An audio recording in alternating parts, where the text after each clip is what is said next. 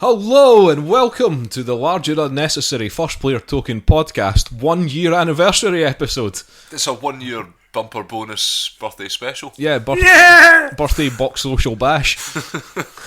Some of us are very excited. Hey. Yep, so we have now been going for a year. It's actually more than a year now because we've slightly delayed this episode. Round about a year. Yeah, so it's about a year since our first episode came out. Not including episode 0, that doesn't count. So it's about anniversary. It's approximate anniversary. An about-iversary? Yeah. Alright, Yeah. that'll do, that'll do. Okay, so it's the 1 year about-iversary. Yeah. Excellent. So this is... Unnecessary. Unnecessary. It's definitely large. Unnecessary about-iversary. Yes. How long can we make this?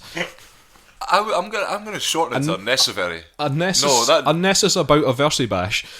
Unnecessary. It does have a bit of a bash in it, yes. Yeah. Right. Bash, a word that should only be used to describe a party. Yeah. In an ironic way. Or in a comic book, an English comic book. I'm going to bash that man. Oh yeah. Yes. Give him a good bashing. Yes, he's getting a bashing. And a roustabout. Right. This is going to be a very different episode. So we're not going to follow the usual structure that we follow. It's going to be a bit more relaxed. We're not going to talk about anything. No, we're really not going to talk about much. We're going to go for a trip down memory lane. Like we cut in that public domain jazz again. Oh, well. For that trip down, for that tap dance down memory At this rate, Euan, I'm going to run out of public domain jazz. Yeah. There's only so much of it on the internet. There's only so much jazz that's in the public domain. After that, it's on private grounds, guarded by Rottweilers and men with rifles. It was really difficult to get some public domain jazz. I spent ages. I can imagine you did. Pretty sure you guys could compose something. I've seen all these instruments here, banjos and the like. We don't work for public domain. Yeah. The masters of public domain. Okay, new boss in Pathfinder. Public domain king. Okay, so this is what the episode will really be like. Yeah, this is what it's going to be. It's just going to be us just chatting for a bit. So what we're going to do is we're going to talk about what we're calling humble beginnings. So we're going to talk about how we started in this gaming business, if you will. Like started playing games, what got us into it, and how what we're doing now, basically. Just like how we've changed over the years and that kind of thing. We'll also maybe talk about recommendations for how to get people into different types of gaming. So whether that's board gaming, tabletop gaming, role-playing gaming, which I'm sure Pawel will have a lot to talk about. A lot! But we're going to start by talking about how this podcast actually started here. Yes, so we'll talk about that. Yeah. So, how did this podcast start, Euan? Well, we started recording it on a computer. You pressed record. Look, I cannot fault you there. Yeah.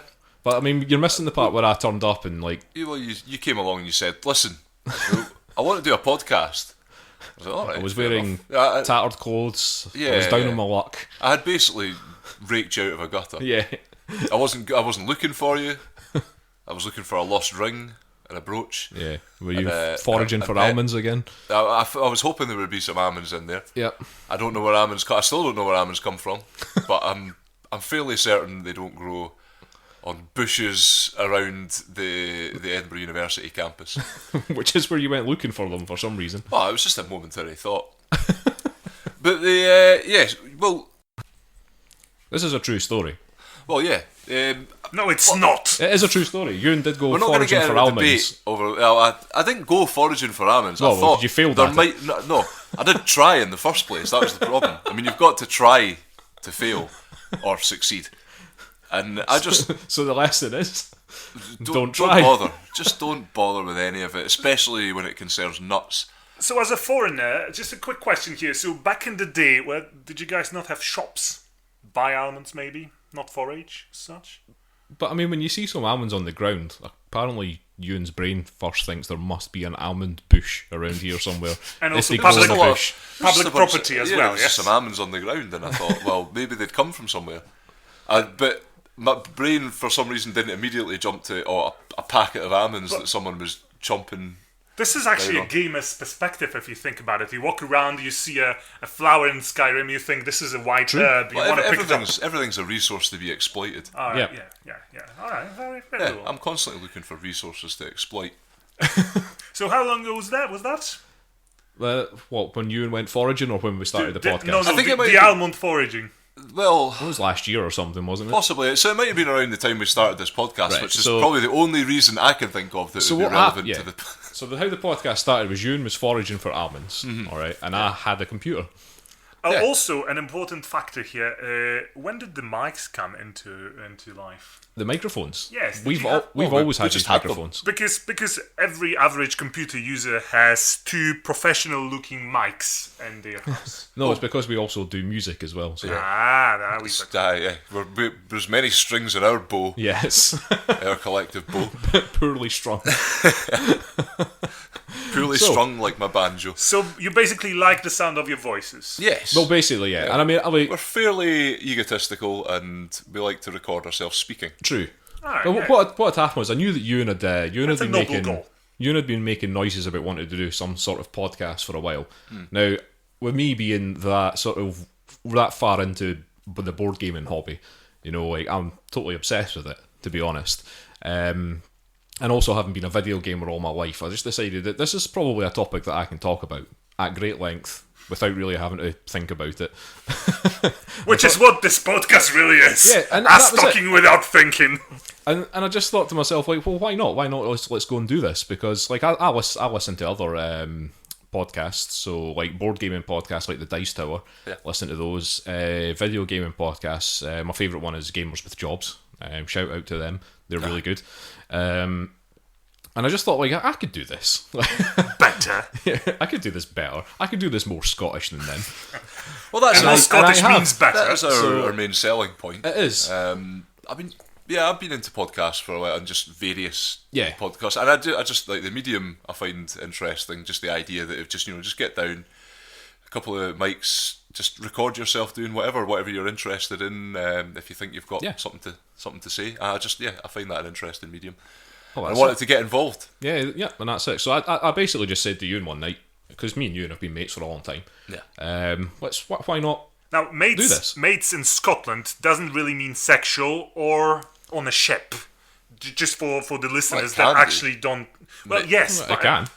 But in this particular case, I don't believe this is the fact. Oh, you're opening up a can of worms there, pal. Well, yeah, okay. So there's some kind of mates here happening. Yeah, just maybe not mating at this exact moment. Scotland is an open-minded country, all right. No, I we won't absolutely have agree, your yes. your sort of regressive. Stop putting us into boxes, Pavel, okay? No, I just wanted to clarify this very. You know what? English is very difficult language, We've noticed it's very easy to confuse you. especially with words that have about 20 different meanings. It's becoming a bit of a catchphrase of yours. I just on this wanted to podcast help the again. listeners. Yeah. What listeners? Let's be honest here. Oh, that might be. I actually have abuse to introduce as well. All right, excellent. Well, we can get to that later. There's listeners. Yes. Okay. I'll bring abuse. All right, okay. Excellent. This is quite intriguing. There's been a lot of surprises around this anniversary episode. Pavel also brought a cake, Yes, which we devoured. and we've got some pictures of. Yeah, you'll get to see pictures of a cake. Maybe make you want to go out and eat a cake.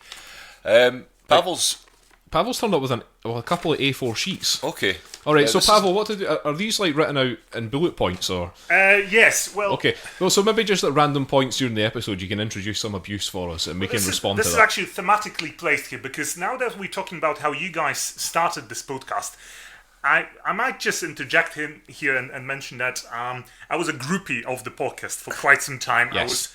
I was just stalking you guys, and Well, you were our sort of.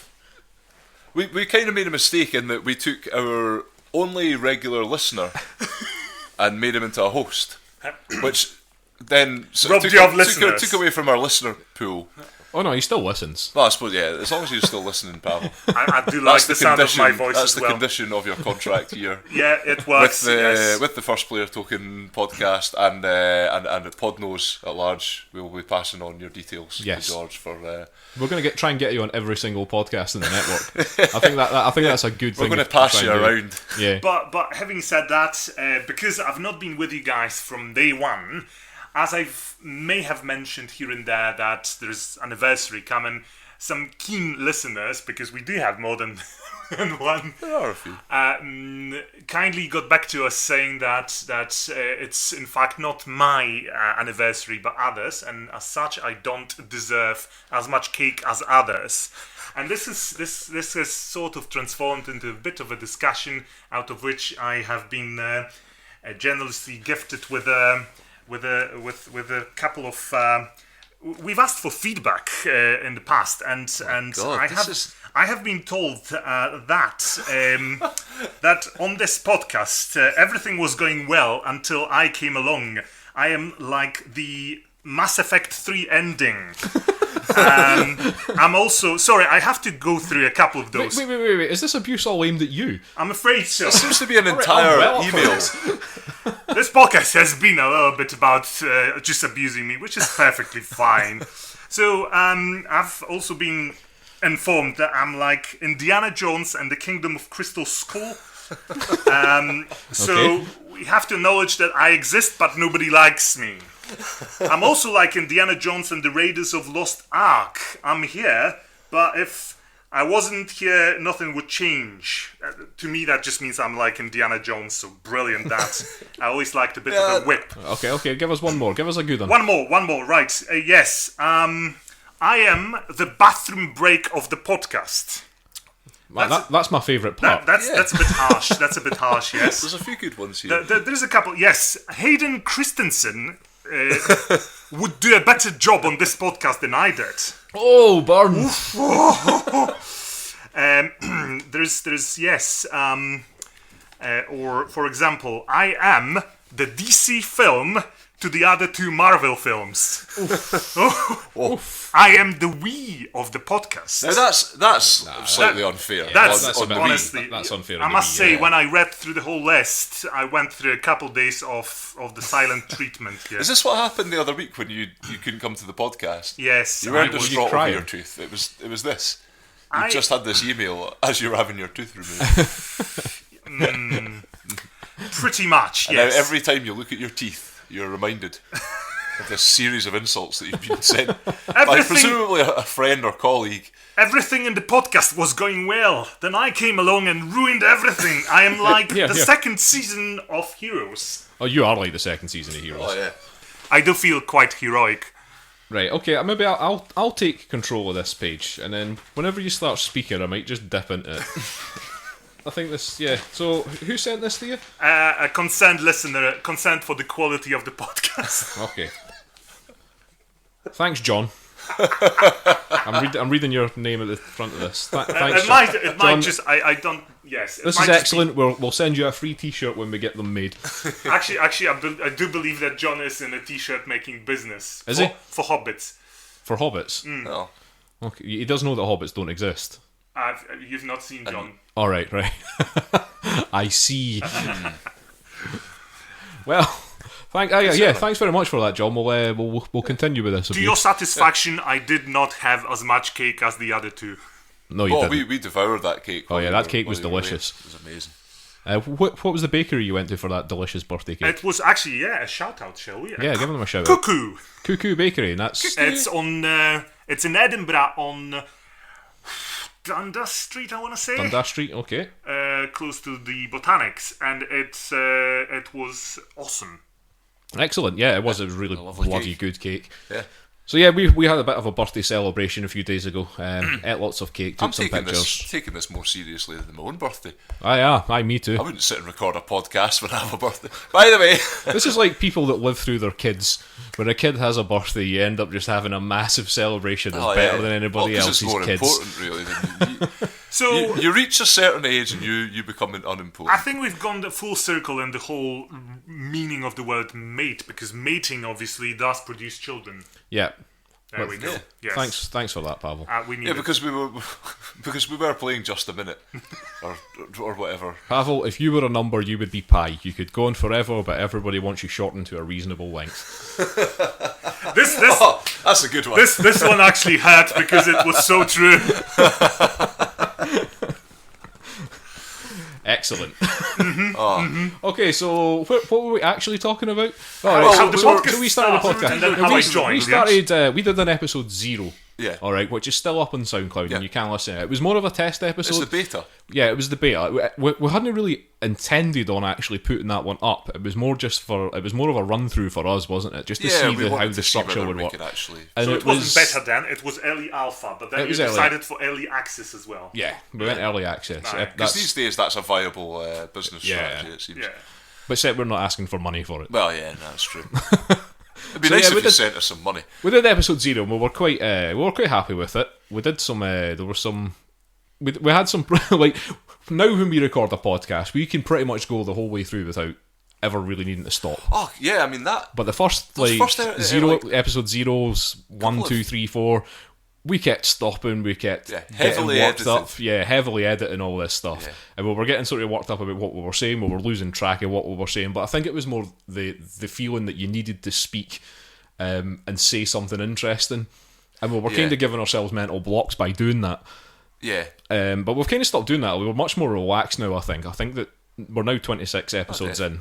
26 and a half episodes in. And it just feels like much more like it's easy to... Like it's more conversational, it's easy to just say what you're actually thinking and get those words out and not really put too much pressure on yourself. And you can hope that someone else will jump in when you're floundering. That's why we hired Pavel. Yes, well, it's much easier than what I was doing when I started because I think I responded to a call for occasional co-hosts and I've recorded a couple of sort of segments. You did, yeah. Just talking to myself and the walls in my office, which was particularly bizarre and difficult to be fair, and then I was just Dropboxing them to you, Yeah. So that was hard, much harder than actually being here. Well, I think that was an interesting thing though, because I remember you sending me like a bunch of stuff and then me saying, Pavel, this is like 25 minutes long. 25 minutes of just you speaking. We'd need to cut that down. And then you tried again and sent me something that was 22 minutes long or something like that. I did cut it down, man. So I just said, you know what, bugger it, let's just get him on. Well, we did envision because now he can just cut me by just showing me various hand gestures when I talk too much. It's true. Or just lifting that bit of paper in particular. Sorry, what were you going to say? No, it was like when we did start sort of conceiving of the podcast, we did envision having sort of different segments in that way, and that's what we were sort of originally looking for when we called out for contributors. But it just sort of made more sense to get Pawel in here. Yeah, it did.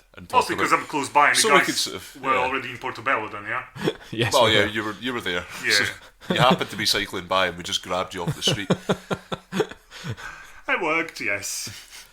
So that was how the podcast came about, really. I think I say I like it. I think it's improving with age. I mean, I think it was much more rigid when we first started. It was much more, here's what we need to talk about, and this is the order we're going to do it in. Whereas now we kind of turn up and we're just kind of like, we've got a loose page of what we're going to talk about that's just been scribbled down somewhere, and we go for it. Yeah. And it seems to wing work. Yeah, we just we wing it. So it's like in relationship. At first you really try hard, and then your belly starts growing. And you lose your structure and you lose your manners because you don't have to care anymore, yeah? Why are you looking at me? Because you're in a relationship. And he's been pregnant? I've not noticed, no. I'm not sure about that one, by the way. Well, here it comes. Oh, no. Pavel, I had more fun playing Everybody's Gone to the Rapture than listening to you. Yes, I've been actually attempting to convince one of our listeners to maybe actually record a bit of a review for Everybody's Gone to Rapture, because that particular rant was world class. And we don't do a lot of ranting here. We tend to enjoy what we talk about, whereas there is a certain part of our audience quite likes a good rant. They like a good rant. Yeah. I mean, I've definitely played a lot of games myself that I could probably go on a massive rant about. So would you get like properly worked up and just start spewing? I'd get really sweary. Okay. You know me, I'm quite sweary at the best of times. So I've heard things. This is an adult podcast. Yes, for adult people, adults only, or for people that like swearing. You don't have to be an adult. Yeah. I mean, if you're 8-year-old and you like swearing, this is the podcast for you. Well, it's true. Like, if you're, for example, if you were a child with like a terminal illness or something like that, and you're not really expected to conform to the norms of man, why have you gone down this road? Well, I'm just trying to think of an 8-year-old that has license to just swear as much as they want. If you want more listeners, you might want to actually look for listeners that are gonna, keep going. I've heard that if you say controversial things on podcasts, people will listen to you. That's actually a good thing. We should become more controversial. More controversial. More controversial, more often. You need to be swearing more. I think perhaps I need to be bringing up taboo subjects. I'm from Poland. That's enough. Yeah. I'm an immigrant. Oh yeah, you're just inflammatory just by being here. Yeah, exactly. Yeah, I'm ruining this podcast by just ethnics. Okay, so let's move on to chatting about our gaming history then, where our humble beginnings came from. So we'll kick off with some board gaming. So board gaming, it's kind of a weird hobby. It's become a really big thing now. It's getting bigger. It's growing. You can see that by the sizes of the board gaming conventions that happen in the States and board game is the new black. Germany. Yeah, it's becoming a pretty a popular thing, I suppose. Board gaming cafes are popping up everywhere. But I mean, I started my board gaming hobby, if you will, when it became a hobby, probably about 11 years ago now. So we're talking about 2005. It was around about that time when I actually remember that I'd got some flyer thing through the door that was just it was one of these little catalogue things, these just little crappy, where they sell just absolute crap in these little paper thin catalogue things that they put through your door. And I remember just when I was staying in this flat out in East Lothian, I was just flicking through this and there was some variation of Scrabble in it.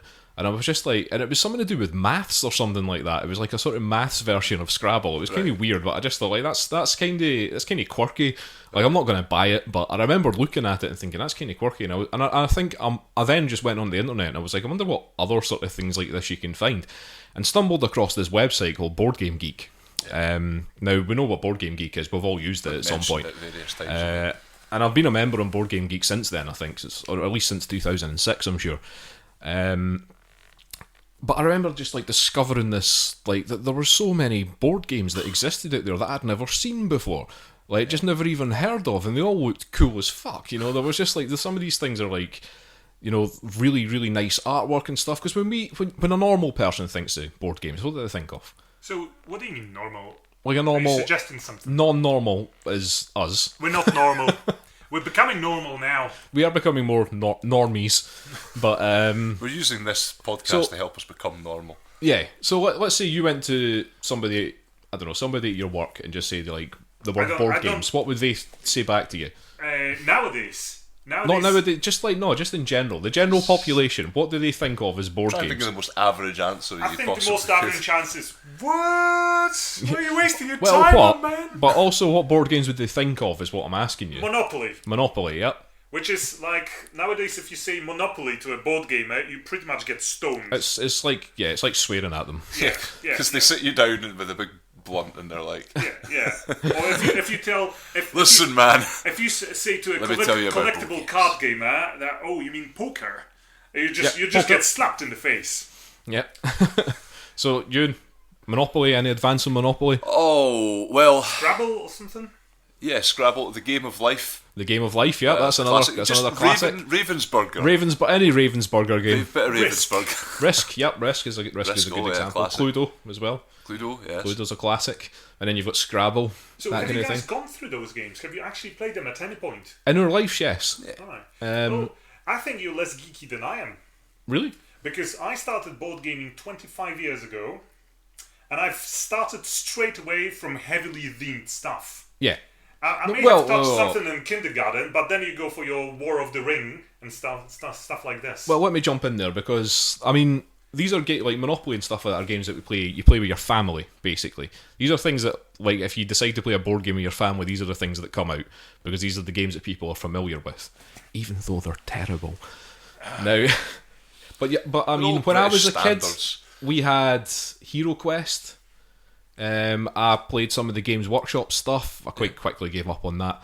But some of their board game style things, so stuff like Warhammer Quest, Space Hulk, stuff like that, I had those when I was a kid. You started much earlier than 11 years ago. Oh yeah, but I mean, I'm talking about 11 years ago was when it became a hobby. Right. So this is really when it became something that I did, rather than just something that you occasionally would play. So I think what you're really saying is that you've had this hobby for quite a while, and then 11 years old it became what clearly is an obsession, because I'm still, I'm sitting here, I'm looking at all your board games, and you could build I could build a fort. A sizable house with them. Not a house. I could build a fort with some pillows. A child's fort. Yeah, put some blankets over it. Because quality of board games nowadays, it would be waterproof, I'm sure. Well, yeah, but even like if you go back 11 years ago, so we're used to, like, the reason I was asking about Monopoly and stuff like that, is more to do with like the components and stuff that are in it, because Monopoly is a really bland board. It's got some colour on it, the different coloured things. You get you get a boot and a little car and all those sort of things, but really that's all that's really in it, other than the houses and hotels. And they're not great looking things. Like Risk is slightly better, but I mean, I suppose it depends on what edition of it you're playing. It's got a bit more colourful to it. I've played some fairly bland Risk boards. Yeah. So back in the day, they were kind of bland. I mean, Monopoly is still a really bland-looking board. Even if you buy it now, it's just really plain, it's really boring. But then, when I first started looking at these board games, I was looking at stuff like one of the first games I bought was Colosseum, which is a Days of Wonder game. Now, Days of Wonder, they are like well known for just like making really, really nice-looking games. They're generally very colourful, and just like pretty basically. Yep. They generally have really good components. In Colosseum, I bought that, and I was amazed by it. Like, amazed not just like when I opened up the box, and the stuff that's inside that box just looked amazing. It was incredible. The original Colosseum is a good looking game. Colosseum is a really good looking game. But then we actually played the game, and I played it with my cousin who I was living with at the time, and got some other people, like his brother was there as well, a couple of other mates involved. And we played this Colosseum game, and just like trying to like get through the rules, because it's like nothing that you've ever played before. It's nothing like Monopoly. It's nothing like Risk. It's nothing like Cluedo. No. There are no there are dice involved in this game, but it's not about you just roll a dice and move along the board. You do in Colosseum, but in like most of these games you don't. Yeah. But in Colosseum, it was kind of like there was so much more to it than that. I mean, the actual rolling the dice and moving a guy around the board was just a small part of the game. It wasn't the main part of the game. That wasn't how you did anything, really. That was just like you could get some bonus points if you moved a guy into certain areas, and that was it. The rest of it was about trading with each other. It was about managing what you had. It was just like about making good decisions, building up your little Colosseum, just spending gold to buy various things. And it was all just so interesting, so many decisions to make. And then it's at that point that you realise that things like Monopoly are just terrible games. It's fundamentally, it's a broken game. It doesn't Monopoly work. Is a broken game. Nobody's ever completed a game of Monopoly. Oh no, not properly. No, because it doesn't. Not following the rules. I don't think there's even rules that sort of take you into how to win it. Really, I mean, you force everyone out of the game. But that's pretty much it. See, Monopoly has all the things that make a game bad, because it has stuff like player elimination, which is always a bad thing in a game. If you're eliminating people from a game, and it's just supposed to be a fun board game that you're playing with your family or your friends, that's not good. Because then that person that's been eliminated then has to sit through the rest of the game bored. I spoke of last week of the quality of futility in games that is infuriating. I think all the factors you've mentioned are present in the game called Talisman. Yes. Which is what I started with. Yeah. And loved for many years as a kid. But the thing, but Talisman had... I mean, I've never actually played it myself, but I know what it is, and it's much... elimination, dice rolls is everything. Pretty much that. I mean, the thing is, the reason I've not played Talisman is because I know what it is, and it just doesn't sound like great. But the thing about Talisman is that it's actually got some meaty theme to it, I think. There's plenty of and that's what captured people. But it's the same, like, I mean, the thing is with Monopoly, the same thing's probably true, because Monopoly came out in the 1920s, 1930s. The idea of you being a sort of business owner that was going around building houses and hotels, that was probably quite fun back in the day. Yeah. And Well, it this was, might be and Monopoly was probably a new thing that it was nobody had seen before. I mean, that had, you were rolling, you were moving things, you were buying properties, you were building houses and hotels. But the thing is, at the end of the day, everything that you did was dependent on which space you landed on with the dice, which was completely dependent on luck. And that's pretty much what Talisman does as well. Yeah. I mean, it's just snakes and ladders with a couple of extra rules. Pretty about pretty it. much, yes. But that's the evolution of board games. Yeah, it is. So, for me, proper board games started with strategy board games when you had a nice big board or whatever map with hexes on them and about 200 different tokens representing various military units. To me, a board game was an actual battle between whatever forces. Well, those are war games, and war games have always existed in some form. I mean, you can go back hundreds of years and there are war games kicking about. Chess is a war game. Well, yeah, absolutely, and Go and whatever. Yeah. Now, but I mean, I feel like war games had a sort of different evolution. Yeah, probably. Yeah, you're right. But I mean, I'm not saying that they're completely separate. There'll be things influencing each other, but there's a sort of perceived sort of boundary between playing as a board game thing that you can kind of set up, and that's always the idea. Whereas with war games, I mean, generally I'd think of Games Workshop or something like that. But I know there's like loads of other the styles. But yeah, it would always be just sort of large collections of units. It's kind of, it's a bigger scale game. It's something you really have to invest in. Whereas board games, you can kind of play of an afternoon. Now, I think in the end, what it's not how different kinds of board games were created or evolved, but rather what makes you pick something up and start doing it on an afternoon or whatever morning doing. If it's an interactive bit of fun, I suppose, with some tokens and something that engages your imagination, and possibly if you're very society minded, you might actually play with others. I was a sad example of a person that plays board games all alone for years. I actually shared a room with my twin brother, and we had a huge dog, and nobody could step on my board games because they were usually on the floor. I didn't even have a proper table because I have no space. So my poor twin brother couldn't really even step into his own room because I was playing War of the Ring or whatever it was called, and the board of that was pretty much room sized, and the gameplay was at least 2 days. Yeah, loved it. I used to do the same. I shared the room with my brother as well, and I would maybe set up Hero Quest and play it on my own. Yeah. Or if I played, because playing it with my brother, I could play it with my brother, but he would cheat, and I would always have to go the bad guy. So that was always the thing. I mean, nothing's really changed. I'm always the bad guy now, but but yeah, I was the same. We had a sort of small room that we shared, and I would just have to set things up on the ground because there's nowhere to put it. Yeah, but my point is, regardless of whether it's a war game, whether it's a different kind of board game, in the end you make a decision to pick something up, put it on the table or on the floor, and start playing it either yourself or with others. So it's the same kind of activity. Yeah. Love it. Well, so I want to move on a wee bit to like what came next in my board gaming evolution when it became a hobby. So we're talking maybe 2006 we'll say that I think I picked up Puerto Rico. Sounds about right, yeah. So it was a kind of slow burn for me. It was like I picked up Puerto Rico. Now that game really did blow my mind. Yeah. Because you played this with me, Euan. This was your introduction to the proper board gaming, if we will. Yeah, and because I was a bit sceptical, because I hadn't really played many board games. The only thing that I'd played outside of the stuff we talked about was this Jurassic Park board game I had when I was a kid. That I've been searching for some kind of sort of evidence of it on the internet and still yet to find it. There's been various ones released. Yep. And this one was it was pretty cool. You had a whole map of the island with hexes, and you'd move around. You had all the different characters from the film. I love Jurassic Park, by the way.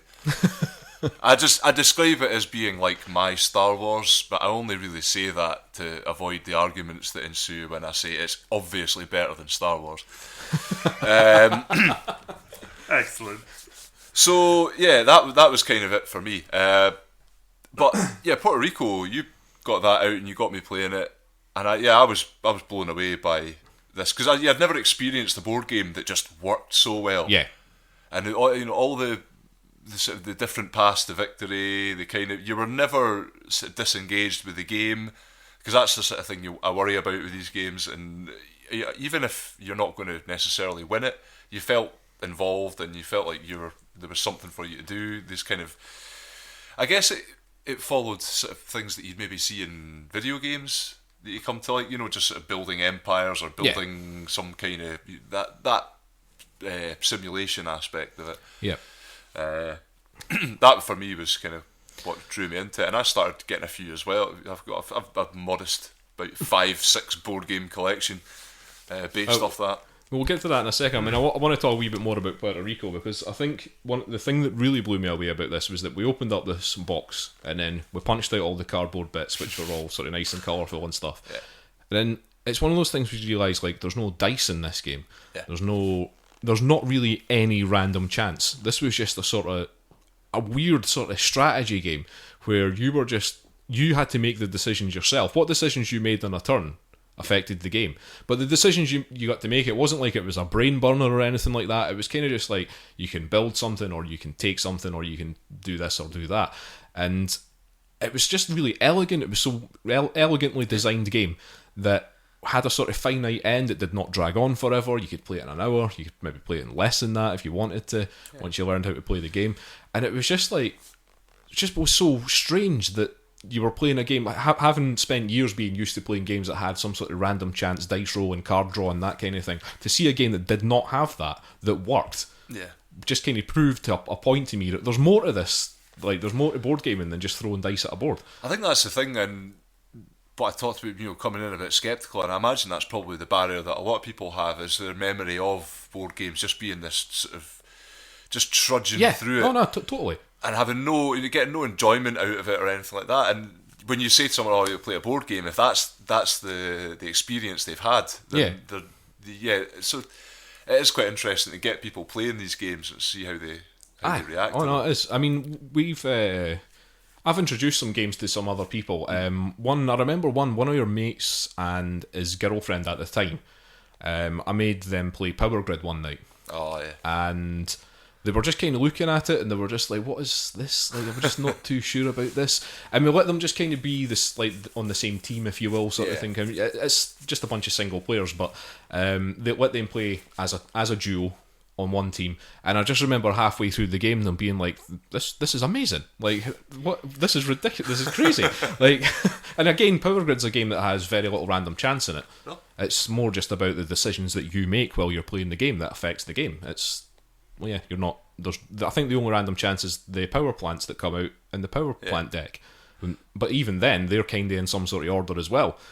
Well, there's always like some kind of, because there is always but that's there's always going to be some element you can't control, and they've kind of worked the sort of a very realistic gaming strategy into these. Where it's about how you deal with these things rather than sort of just being tossed away.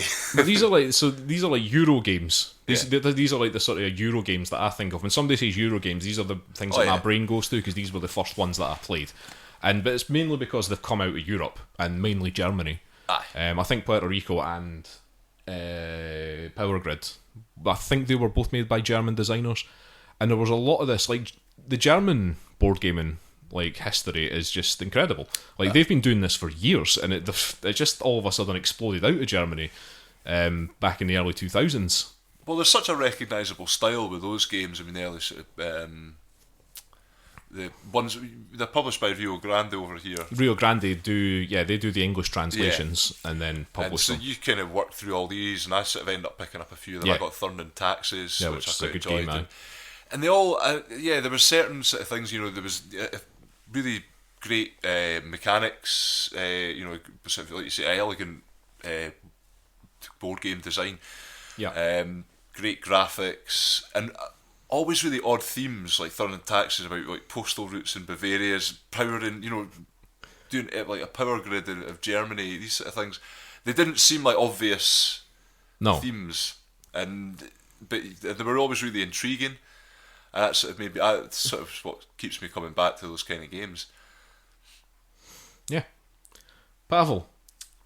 Yeah, I'm listening to you guys getting hooked into board games through mechanics. Yes. Really, Basically, it was through mechanics. which just made me realise how different an actual entry into this hobby can be. Yeah. Because for me, everything started from the theme and has always been about the theme. Yeah. So as soon as I started reading books, it was always about you start with fairy tales and then you feel very grown up when you're 7 or 8 years old, and you go from fairy tales into some sort of other fantasy or young adult, I should say nowadays, books. And then you just keep reading whatever Tolkien and Ursula Le Guin and whoever you can find.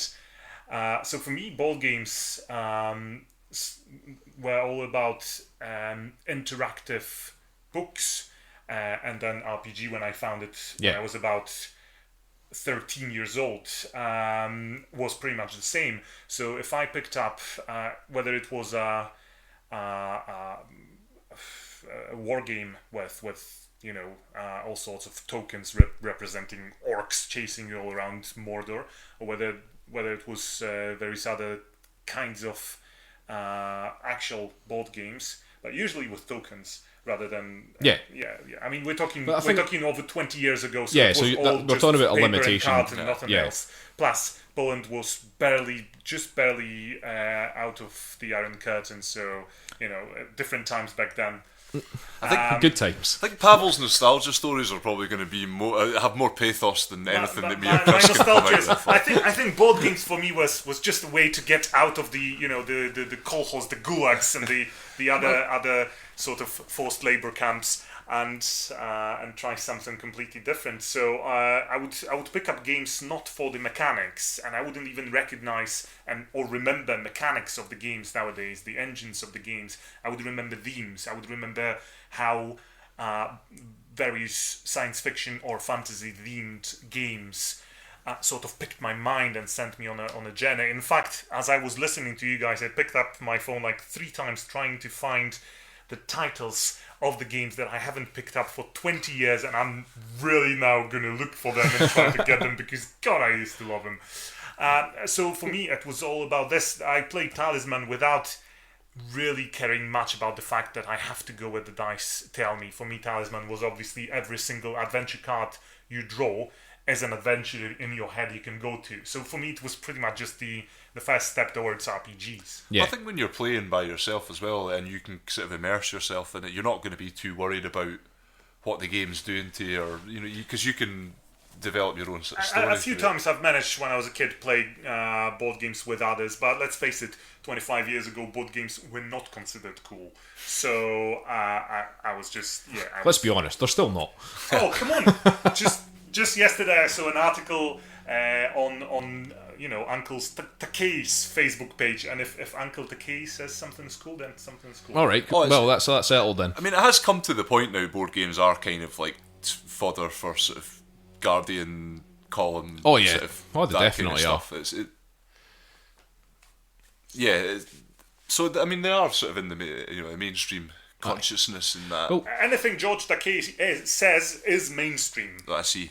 He pretty much makes it mainstream. Exactly. Yes. Well, I want to come to something there, Pavel, because I mean, when you're sitting there talking about when you were younger and you were doing I'm assuming you're talking about like choose your own adventure books and stuff like that. There were things like this as well, but also I had a game 25 years ago. I can't remember the title now, but it was pretty much your Descent. It was just this Descent without any figurines, with every room tile pretty much the size of a square inch, but it was still pretty much the same thing. All right, cool. So I don't think I've ever heard of that. Yeah, but we can have a look for that because Board Game Geek will have that listed somewhere.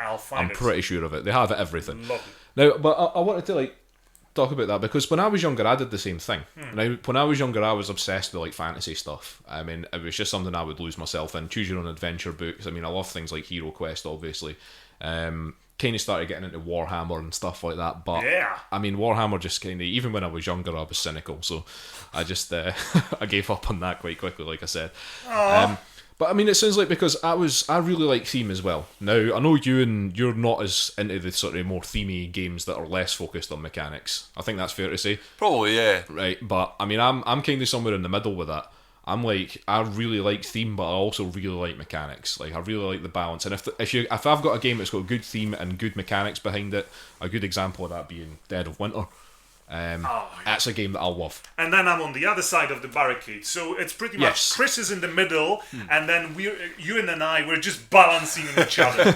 It's a strange figure. Well, I'd say it's more for me that having with playing Puerto Rico for the first time and then getting more into those games and experiencing better game design, that I'm now probably more willing to play just about any kind of board game because I'm not worried about it always being. Well, I think on the whole, I'm going to enjoy it more than I'm more likely to dislike it. Yeah. So even the more sort of themey war games and stuff, I'll give a go because some of them do have really great game design and things like we were playing Imperial Assault. That's a really well sort of streamlined game. Yeah. And I enjoy that, and I'm get into the theme of those kind of games as well because they naturally lend themselves to that. Yeah. Whereas, maybe some of the Euro games you'll sort of play and you will feel a wee bit abstracted from it. Yeah, I mean, Euro games do get criticised. Some of them do, not all of them, but some of them do get heavily criticised for having what they say pasted on themes. Yeah. Which is basically like they'll come up with a bunch of mechanics for a board game and gone, what theme can we stick on top of this? And you can see that in some games. There are some games that suffer from that. Lost Cities is an example of that. I mean, that's basically just a game that has a bunch of cards that are numbered from 1 to 13. And they've basically just turned it into an archaeology game. And it doesn't really. I mean, it's good to have a theme. I think it's definitely good to have a theme because it gets you more invested in the game. Yeah. You're more likely to buy into it. Yeah. But it is really just so pasted on that. Like they could have done anything that they wanted with that, and they've gone for archaeology. And there's a number of examples there. I'm not going to go through them all, but I can sit there and point them out to you if you want at some point. But sometimes things like sort of arbitrary set collection stuff that turns up in a lot of Euro games that is doesn't necessarily need to be there. Yeah, there's a few things like that, but on the whole, I enjoy them, and I think certainly the better regarded ones. I do feel quite the theme is quite important. Oh yeah, I mean no, like I say, it does. It is important because, like I say, I need to feel like I'm doing something. Like I can't just feel like I'm just following some mechanics because then it's just dry and then you just lose interest. So you do have to feel like you're the head of a power company, or you do have to feel like you're trying to settle a new island or something with some colonist civilization or something like that. But some games will be fun no matter. I remember this game, the Love Letter, I think. Yeah, Love Letter. It was the same mechanic, and then various different themes pretty much used with the same mechanic. They just pasted themes over the top of that. You could knock that game up yourself out of a deck of cards if you wanted. Oh yeah, you really could. I mean, because it's so basic in terms of like what's actually in the box for that. It's essentially just, what is it, 16 cards or something? 18? No, 16. So I think it's 16 cards, but it doesn't matter, right? Yeah. It's not a large amount of cards, and they're just numbered, and that's it. That's all it is. Yeah. So people will play it mostly for the mechanics because obviously if you can add just about any theme to it, that means the theme itself doesn't really mean anything for the gameplay. No. Same thing probably with Monopoly, even though at first you think this is all about buying hotels and stuff like this. Nowadays you're going to have all sorts of different versions of Monopoly, and suddenly you can transform it into so many others. No, even though I'm into themes, I've not ever bought Monopoly Mass Effect themed. I'm not that bad, or Mass Effect Risk. Well, you're not going to be able to get an immersive. I probably have everything Mass Effect related apart from that. Well, Mass Effect is apparently I've given Monopoly a hard time here now. Apparently there are versions of Monopoly, and by that I mean they're different games from Monopoly. They're Monopoly with like Desert Tycoon or something, or Desert Island Tycoon, something like that. I can't remember what they're called, but they're basically like roughly based on the Monopoly mechanics, but they've got different things added onto them. Some of them are actually meant to be pretty good. Okay. So just again, they're not just for balance there, but they're not. But the basic Monopoly game. Yeah. It's please give up on that if you're still playing it. There's just I think it's just Let that die. Just there's a let group it of die. people in a board front room games are somewhere not just- Monopoly. Monopoly is just something that existed a long time ago and still exists in people's minds. It's like D&D. You say RPG and most people will say, oh, you mean Dungeons and Dragons. I think That's not even 0.5% of an RPG world. so. I think what you said there was Monopoly is a board game, but not all board games are Monopoly. I'm pretty sure I said it in my head. Yeah. Right. I think that's some good background story for board games. Does anybody want to add anything else on? No. Okay. So basically, you can either start by having fun with friends, or you can start by doing sad things alone. I remember being so obsessed with BattleTech at some point. Oh, yeah. I would get anything I could, paint them, and then get really disappointed with my painting skills just a year later and just burn all my mechs that was fun. But I've never actually properly played board games with other people until I got here. Yeah. Because I was quite convinced that in my lovely, amazing, very tolerant home country, I would just get burned on stake for playing board games. But they Some don't love do for it in Poland there. Scotland. Always some love for Poland on this podcast. Anyway, right. Let's we'll come back to board games later on, because we'll have a brief chat later on about sort of getting into the hobby again and like for other people. So we can talk about the sort of games that you might want to play. So but let's move on to like our video gaming history, which is probably going to be quite extensive. So we'll try and narrow that down a bit. Because we're good at it. Yeah. So I think it's fair to say that we've all been pretty much gaming our whole lives when it comes to video games. Is that fair? You're asking me a question here. I'm asking you a question. Yes. I think the plan is to do it until the day we die. Yeah, but if that's possible. Just to make sure that it's our whole life. I can arrange that for you, Pawel. Well, yes. Why not? It's always good to know how. We can do that tonight if you like. No, let's leave it up for you.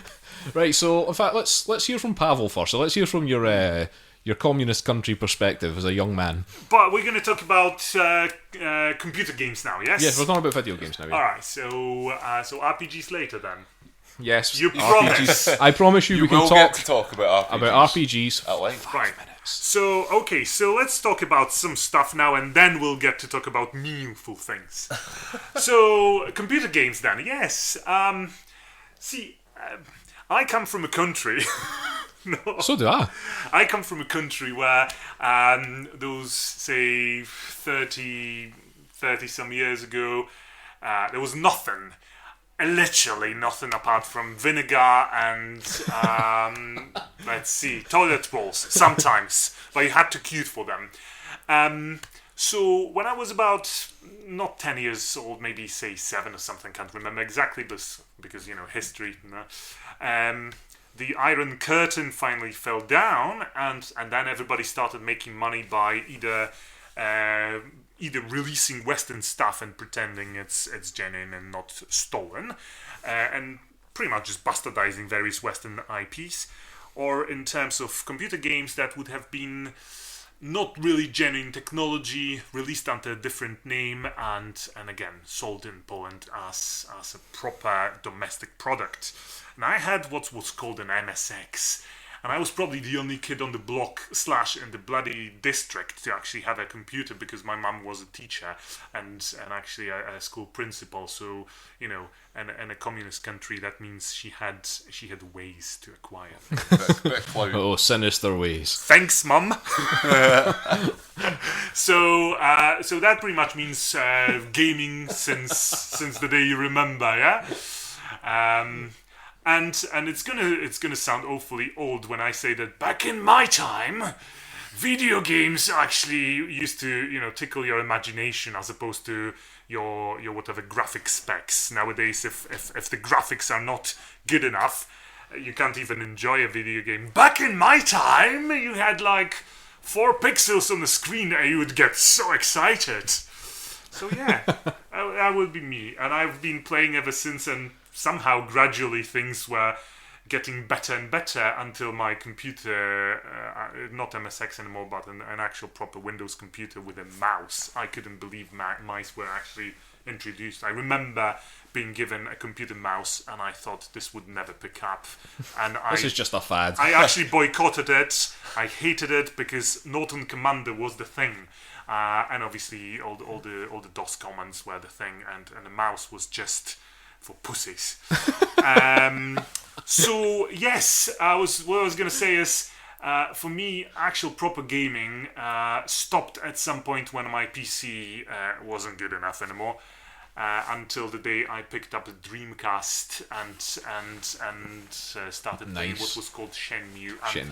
And this was a beginning of a new love affair. There's one thing that we can all agree on is that Shenmue is great. Oh, it's great. We do agree on that. I find it bizarre that the first console you ever picked up was a Dreamcast, but I suppose maybe by the time you came to them, that would have been the generation that was around.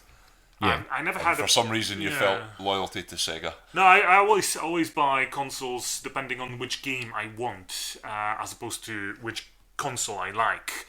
I wanted Shenmue because I was interested in Japan. I was interested in just about any culture that's not Poland, so Japan worked.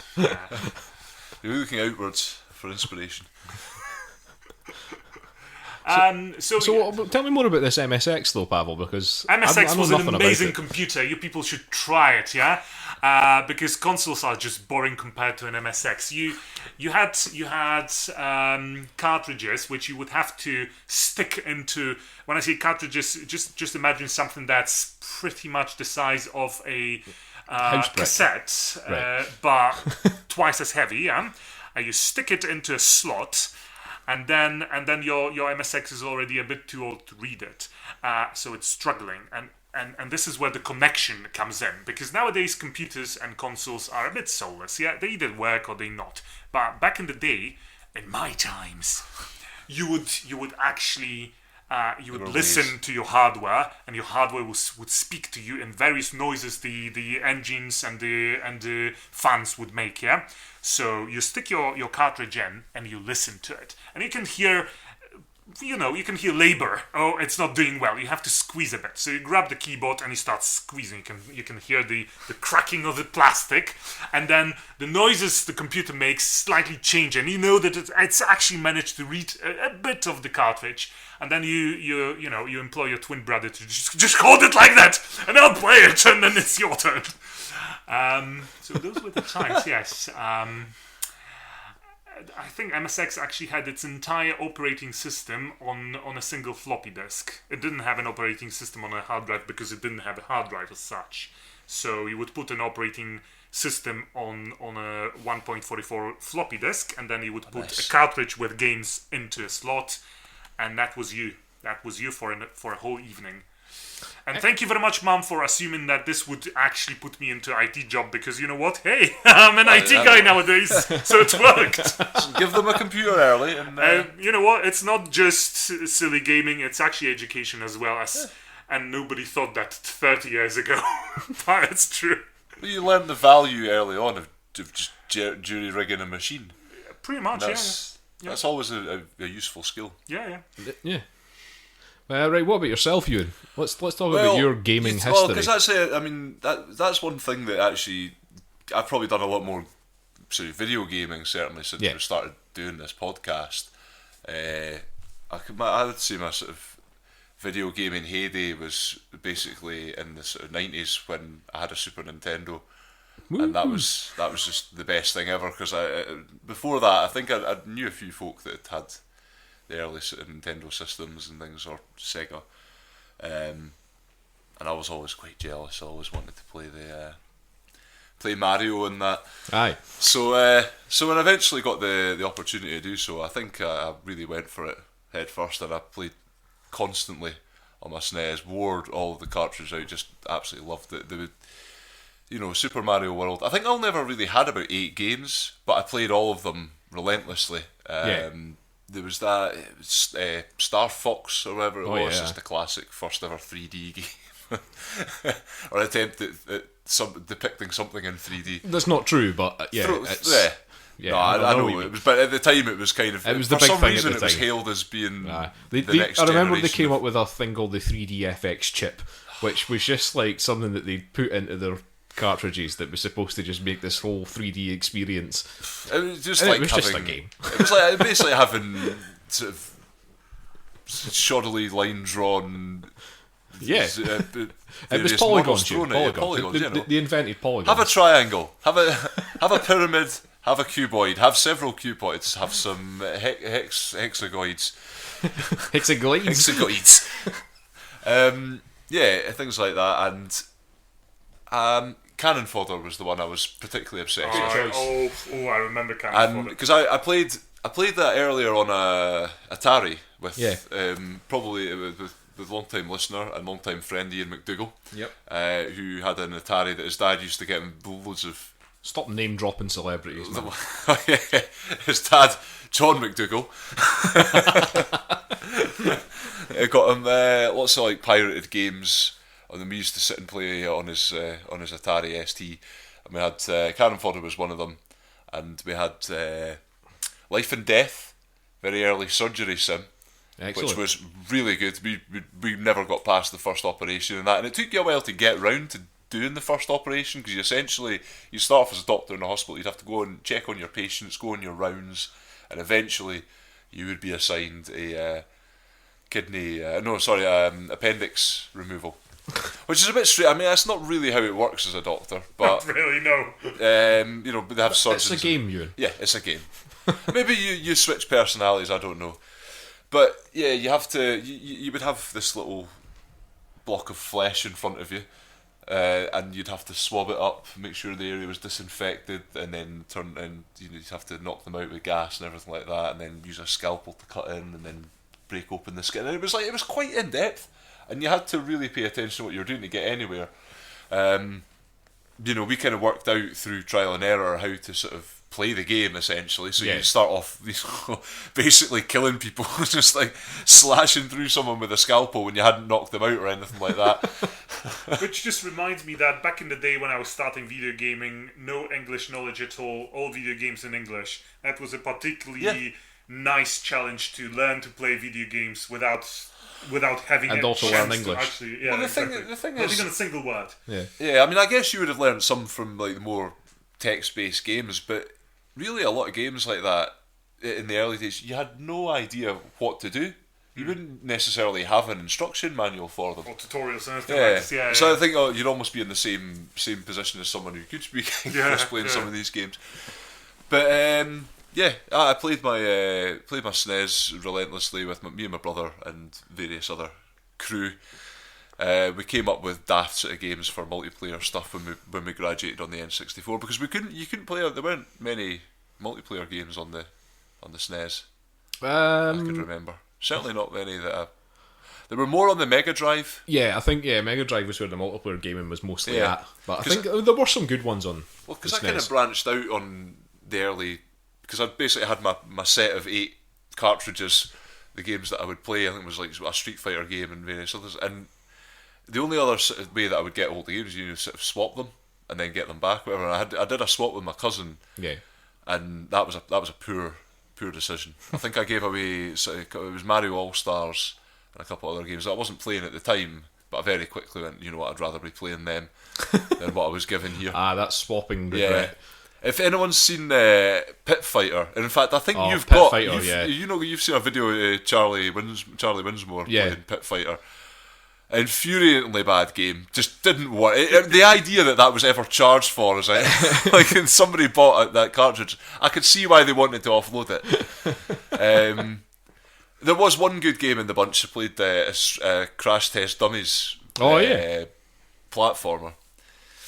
But yeah, when we kind of moved up to the N64 and you were just playing GoldenEye constantly, we sort of came up with daft sort of house rules for multiplayer games, and that's where it sort of became quite interesting, became something that you'd be more up for playing with as like a multiplayer thing. The one in particular that we used to do frequently was the Moonraker Wifey. Me and my brother and another probably long time listener, Mark, used to used to sit and we'd usually get another player involved. It worked best with 4. And it was always a very specific set of rules. And if you have a copy of GoldenEye, and you know, either a remastered one or an original N64, you can play this at home, kids. You have to play it on the stack, always on the stack. And there's 4 specific characters, and you need to have completed a fair bit of the actual game to do this, because some of the characters are ones you need to unlock. You need the helicopter pilot, Odd Job, Jaws, and the Moonraker wifey. Now there's 2 Moonraker characters. You have to go the female of them, so the Moonraker wifey. Now the character playing the Moonraker wifey is only allowed to slap, and starts off. We would basically start the game. We would have to arrange everybody into the places where they need to be. So they would have to go down to the bottom bit. And on the stack, if you're not familiar with GoldenEye, there's basically a sort of raised level, a sort of mezzanine floor around another floor. Now, the weapon setting had to be golden gun, and the 3 other characters, the helicopter pilot, Jaws, Odd Job, they would all be on the sort of mezzanine bit. They'd be up on the top, and there was 2 ramps to get up onto that, and there was the only place where you could have where the golden gun appeared. So you had basically the golden gun sitting there, various other weapons. You had all the weapons you needed. So the Moonraker wifey was attempting to get up onto this, which is obviously impossible. So we would play this for hours on end with the one person who'd elected to go the Moonraker wifey, getting increasingly bored, and us getting increasingly bored of them not being able to get up, and then start backstabbing each other and shooting each other to get the golden gun, and that was where the fun of the game came in. Right. So it was a game that was sort of born. We'd create our own daft restrictions and then see what would come out of it. But that's one of your silly stories, Euan. But that's one of my daft stories. Have you got some of these games, if you can just create your own restrictions in them, you make your own fun, don't you? Yeah. So. Well, it was like it was just the resultant backstabbing and like anger. Yeah, but I can totally imagine that. Yeah,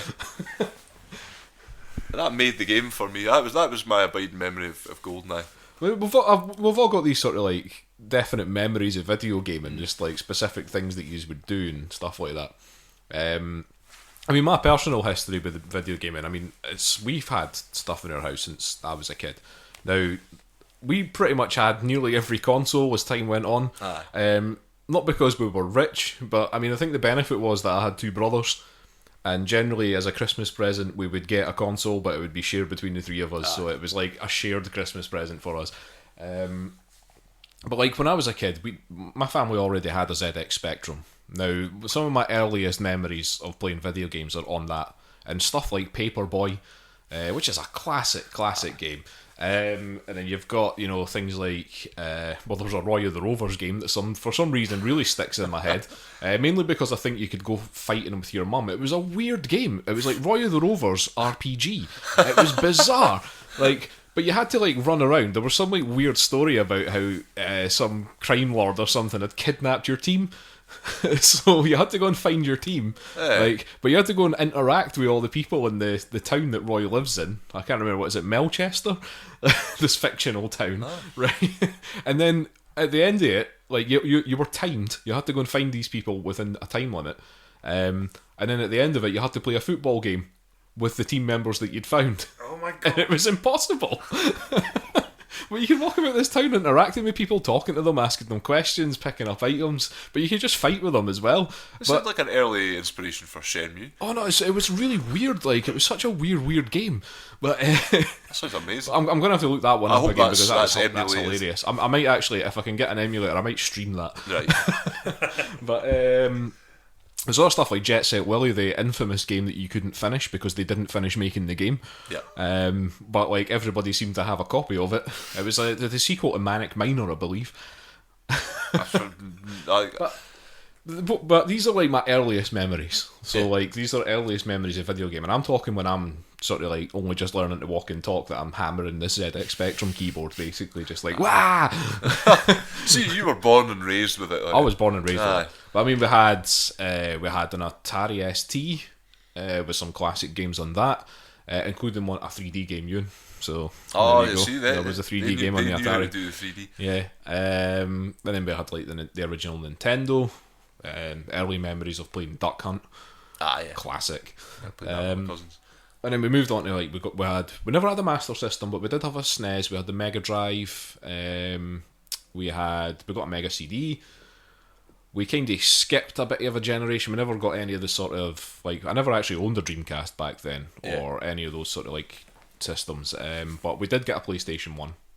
And then since then I've kind of became a young adult at that point. So then I was buying my own consoles. But I mean, some of my early memories are definitely playing stuff like the Mega Drive and the SNES. Those are the consoles that I think of as the consoles that I was brought up with. And like some of my sort of like memories of just playing things like Megalomania for hours on end. Sensible Soccer as well. Syndicate, the original Syndicate. That was a classic. You still not played Satellite Rain, by the way? Oh yeah, I have. You have? I've played okay, it, yeah. But the original Syndicate. The original Syndicate, yeah, so many memories of that. Oh yeah. Like me and my brother would, because you could play that multiplayer on the SNES, and you could control 2 agents each. And me and my brother would just sit and run through that game, and just we were terrible at it because we were young, like, and just didn't have a clue what was going on. But when there was other things like Mario Kart, I've got so many memories of the battle mode in Mario Kart. Just me and my brothers just beating the shit out of each other constantly in the battle mode in Mario Kart. The Shadowrun game on the Mega Drive was excellent. I loved that. And this is kind of like what sort of fired up my, like what we're talking about, like themey board games earlier. These are the kind of like video games I was playing that got me immersed in these sort of worlds. Like the Shadowrun world, I loved that world. Like I thought that was brilliant. But then you sort of like I got into the sort of PlayStation thing when I became a Totsamosh young teenager who was sort of depressed all the time, obsessed with Final Fantasy VII. Oh, of course. Like just completely obsessed with that game. You cannot not be obsessed with Final Fantasy VII. It was a pretty good game. Like I have to say, still one of my favourite games of all time. Of course it is. Of course. But I mean, we sort of, I think it was 1995, we got our first PC, which my dad specifically told us is not a gaming machine. So we quickly turned it into a gaming machine. Of course. Stuff like the Mech Warrior. Yeah. Oh, what a game. Playing the original Doom, Duke Nukem. Like, just I have so many sort of vivid memories of sitting playing these games. Descent as well. Did you ever play Descent? Absolutely. That game. Before Dreamcast and after Dreamcast, I only had PS2. I had Xbox 360 at some point, but just 3 Rings of Death very quickly. Yeah. So apart from just a handful of consoles, I was always a PC man. Yeah. But that means I've played all these classic games. Exactly. I remember 20 years ago when I actually visited the UK for 10 days on a language trip. And I've been in Edinburgh for 2 days 20 years ago. I picked up, I was a big point and click gamer back then. I would play all Sierra Games point and clicks. Yeah, oh yeah, me too. And Gabriel Knight in particular was my love, and I picked up Gabriel Knight Beast Within somewhere, I can't remember, I think it was in Cambridge actually. Yeah. And this was when I decided at some point I'm coming back to this country. This country's got everything. I'm buying into capitalism. That's what it was. I mean, to be fair, this is pretty much it. At some point when I needed more RPG in my life than Poland gave me, I had to learn English because nobody would translate this satanic stuff into a proper Catholic language, which is Polish. So I had to learn English in order to read stuff about vampires sucking blood out of whoever, and it worked.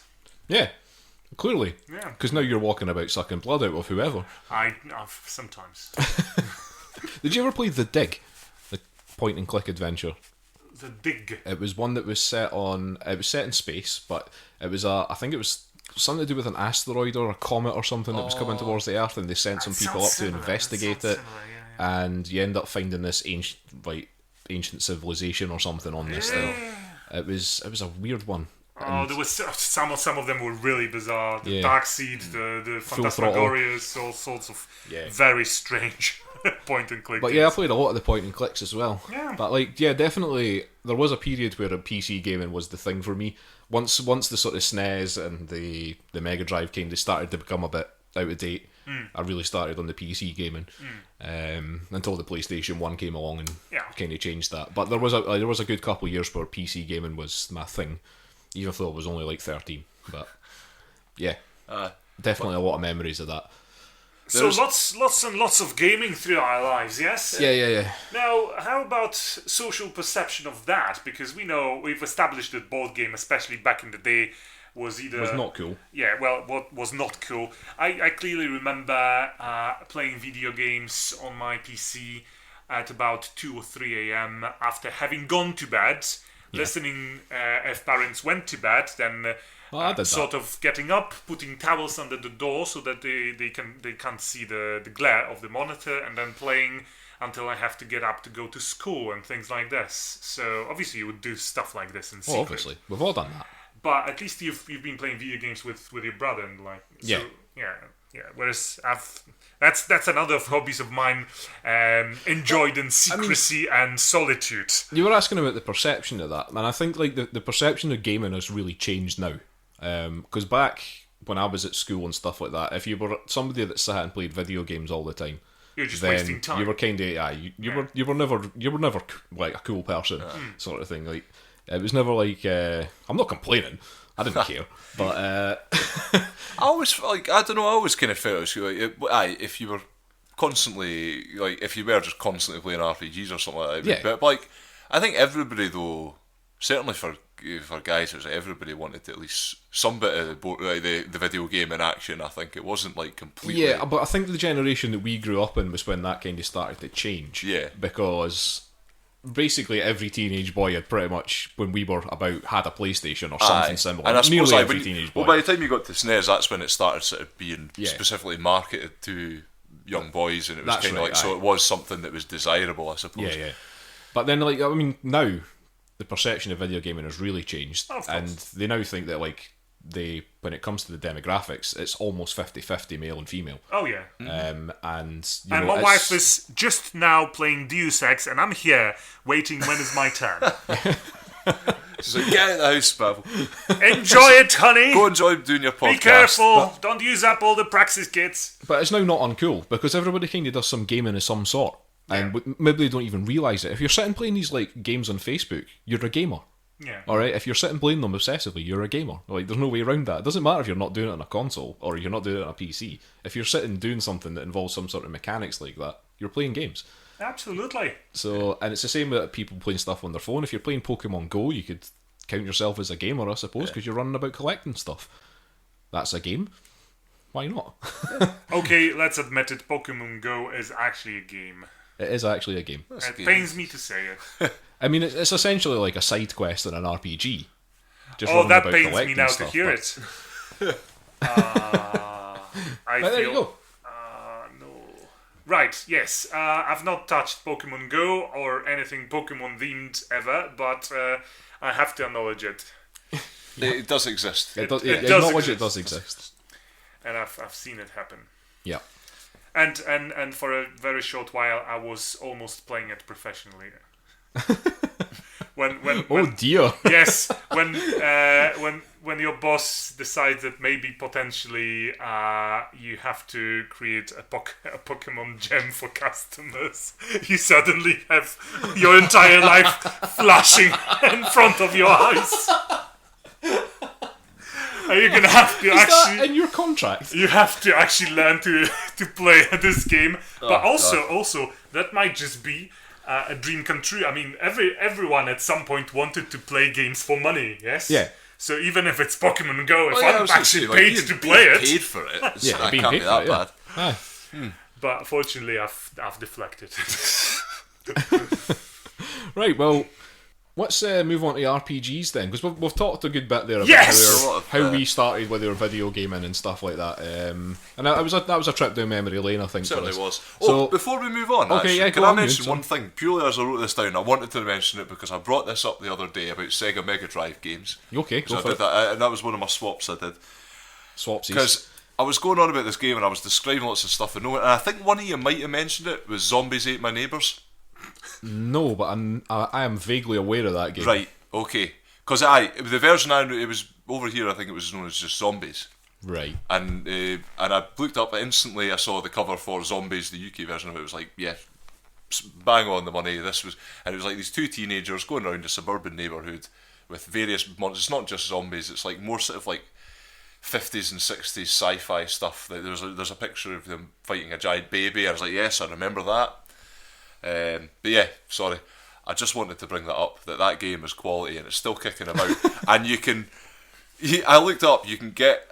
The original like cartridge games for the SNES version are kicking about for $80 on Amazon and eBay, thereabouts. So yeah. That's some prime stuff. It's top quality arcade action. Excellent. Right, okay, so... Let's stop delaying Pawel. I know. He's bursting I felt here. like I had He's to bursting. throw some kind of spanner in his works. It's fine. I'm used to it by now. We're going to talk about RPGs right now. Before you start, Pawel, I'm going to throw another spanner in the works here and just keep you waiting. Euan, let's admit, we don't really know very much about RPGs. We are useless when it comes to... Yeah, sorry. We have been playing Pathfinder, as we have brought up on several occasions, so we can have a bit of input into this, because this was basically your entry into the RPG world, and that's been very recent, the past couple of years. But Pawel, you have an extensive history of Pawel's bailiwick. We can call it extensive, but having listened to your various stories, I clearly see that you're actually approaching RPGs from a different perspective, from Imperial Assault and from Descent perspective as such. Even when you pick up board games, you're interested in the mechanics and the engine, how to do things within the constraints of what various statistics or dice tell you. Which is fine, and there's lots of people that do it this way. It's just I've realised that I've always, ever since I was a wee lad, Bairn is the word, yes, a Bairn. Whereas ever since then, I've always been doing it for the sake of narration rather than anything else. And when I first picked up my 13 years old is when I picked up RPGs. And this was probably my only actual social hobby, which was a bit sad, I suppose. I was in a sports school, so I was doing plenty of sports to defend myself, yes. But I wasn't playing board games or video games with anyone really. That was just me doing stuff on my own. But RPGs you cannot really play on your own unless you write novels, I suppose. So yeah, I think for me it just started with seeing some sort of a magazine, actually, Sword and Magic, I think it was, if you translate it, just on in a store one day. It was nice. Half-naked woman with a sword on it. I was 13 years old. It worked, honestly. Thank you very much. I think you were the target audience. I think it was Louis Royer who painted her. It worked. So, and then you start reading it. You realize that it's just another game released in Poland without any license, which was in this particular case a game called an RPG. My first RPG called the Crystals of Time, which is just an absolutely shameless copy of whatever D&D, with not really imaginative fantasy world invented by whoever stole it. So that was your first RPG that you... And it wasn't even released as a book. It was released every other month, in this magazine. Right. So right. before you actually had anything decent to play with, or in my case to game master stuff, you had to wait half a year for enough mechanics and world lore to get released. But I was really hooked on it, and as soon as I had enough, I started game mastering stuff for my friends, which I never really had as such, because let's face it, back in the day, if you're a geek or a nerd, you don't have friends apart from like-minded individuals, and in sports school that doesn't mean you have a lot. Forget the jazz, man. We need a violin over the back of this. There's been a Can lot I of, have some violin? Yes, tearjerking please. stories here. I'd love. So I was a feel sad little creature who suddenly found that I can probably I can be a god in a fantasy world. If you game master stuff, you pretty much control reality. To me that was all. I lost interest in world as such. You don't need it anymore. You've got your own little worlds, and you have people coming to you to live in them as such, or to listen to whatever adventures you come up with. The feeling of power and control. For years I wouldn't even play RPGs. I would just game master all the time. Yeah. At some point I found a game master as well, and obviously this developed because that was, I've been doing this for 20 years. And at some point you pick up actual proper RPGs like Cyberpunk 2020, and then after that all the White Wolf stuff and things like this. But yeah, this was the only thing I actually had to do with other people. But again, it all started with Veeam. I was really interested in that. There was dice rolling at first, and it was interesting, and it kept some players interested and invested in the characters, not for the sake of, say, the backstory, but rather for the sake of gathering loot and getting higher stats and stuff like this, which is, and I have to acknowledge it, the way people play RPGs quite often. But as soon as I thought of myself mature enough, I was just running sessions for whoever was brave enough to play it my way, which was mostly just narrated rather than heavily dice dependent. Did you ever have people turning up with handfuls of dice and you're like, no, you don't need those? No. There were. See, I think this was, to me, that was the appeal. This was my thing. I knew how to do it. Nobody else did. I had the books. I had the power. Yeah. I set the rules. I understand People that came totally. to me. They knew what to expect. They wouldn't have shown up otherwise. And you know what? It was intoxicating knowing that your name is known somewhere for some particular reason. Yeah. Because in board games, you can own a board game. You can't really be good at board game. In the end, it's a hobby you follow with others or yourself. You enjoy yourself when you do stuff. I suppose you can be good at a particularly difficult video game because there's plenty of reflex and eye-to-hand coordination and stuff like this, or even knowledge. So, are you talking about being good at board games in general, or being good at specific board games? I'm getting to the point that you can be, or you can feel good at RPG, right? Because if you do it long enough, if you treat it serious enough, you start feeling like this is the one thing you're actually probably good at. And if you're a kid, you start enjoying stuff you believe you're good at. Yeah. I just stuck to that. So forget school, because you're not good at it. Might as well just leave it up. And instead that do is RPG. not good advice. That is not good advice. Well, I don't believe we're actually here to give good advice. Right. Have we ever? But at least we highlight when it's not Stop good listening advice. to this podcast, kids, because there's a lot of swearing on this. Yeah, As well as not good swearing, advices. Terrible advice about going to school. No. Well, school is obviously interesting if it gives you more insight into how to run RPG gaming sessions. Fair enough. History, language. You pick up all these sort of things just so that you build proper campaigns and more believable characters and this sort of things.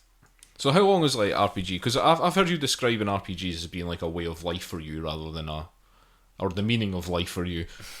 Oh yeah, absolutely. How long have you felt that way? Well, it was love at the first sight, obviously. So, Naked lady, sword, half naked, sorry. It sounds almost like you're in love with this fictional naked lady rather than... I can still remember her, Oh yeah, every curve. Oof. Yeah, oof. Wouldn't get away with it these days. I'm not sure if it was the same here, but back in the day, obviously, when the Iron Curtain fell, and all sorts of fantasy books, as well as other hobby, say, magazines were released. What Polish publishing houses would do is just find whatever artwork they can and put them on covers. So every single magazine would have a random cover they could just find. Every single fantasy book would have essentially a half-naked woman, simply because this is what Vallejo or Louis Royer drew, and this is what they could lay their hands on. It Fair helps, enough. It helps if you're a young boy, Oh, it does. So this is what this podcast has now become. Sex sells. Right, well, so that's your RPG backstory then. I don't think it is really, but it was a strange detour. Yeah, it was a strange detour, but no, it's been 20 years of trying to be better and better, because if you're a game master, things are expected of you, and you know it yourself. You're spending time at work preparing a campaign. Yeah. At some point, the bar just keeps going Instead higher. of working. It's not just coming up with something you enjoy. It's something everybody else has to enjoy. Yes. Because otherwise, there's no point.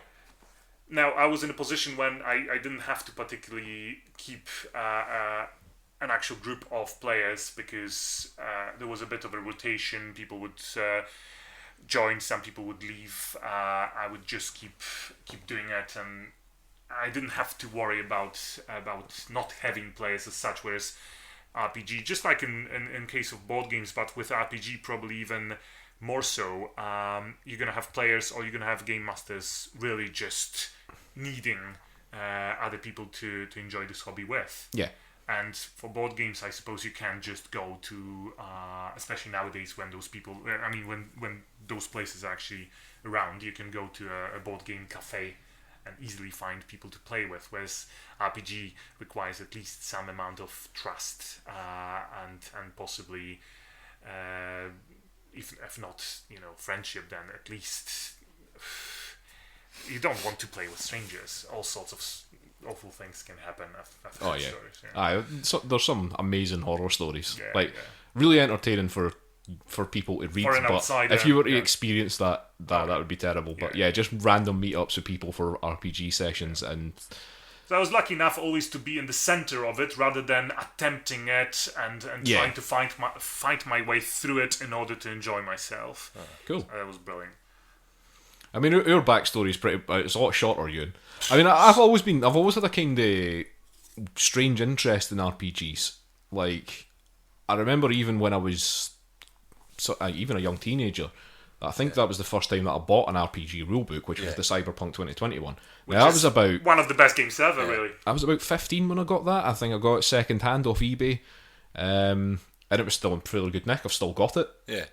In fact, I've given it to somebody because he wants to start a campaign to get us involved in it. So that's good. I've had the book for for a reason, for nearly 2 decades, and I think we're both, finally it might get some use. Basically identical with that, because I mean, Cyberpunk 2020 was like, because I was probably aware of that.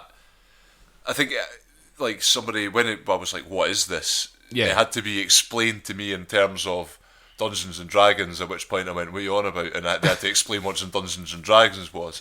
So I was pretty more familiar with Cyberpunk 2020, really. And, and you talk about being immersed in a theme, and I think that's maybe why I don't go for the theme, because they tend to favour more the fantasy sort of stuff, which I'm less interested in, sort of sci-fi and cyberpunky kind of stuff. There's more fantasy RPGs around than science fiction, but nowadays especially you can find really good science fiction RPGs as well.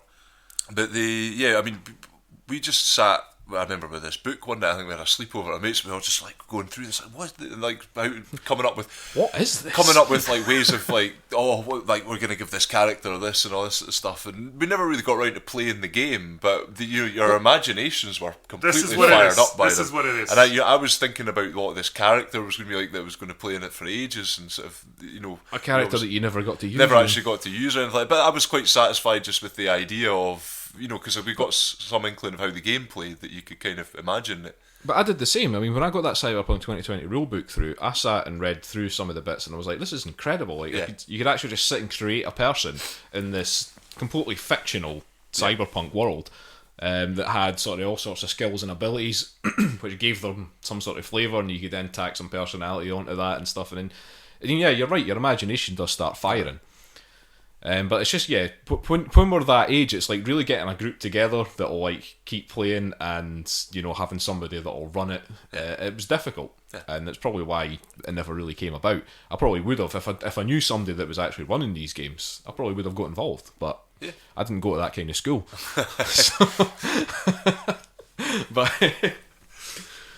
But yeah, I mean, we've recently started playing a Pathfinder campaign, as we mentioned. Yeah.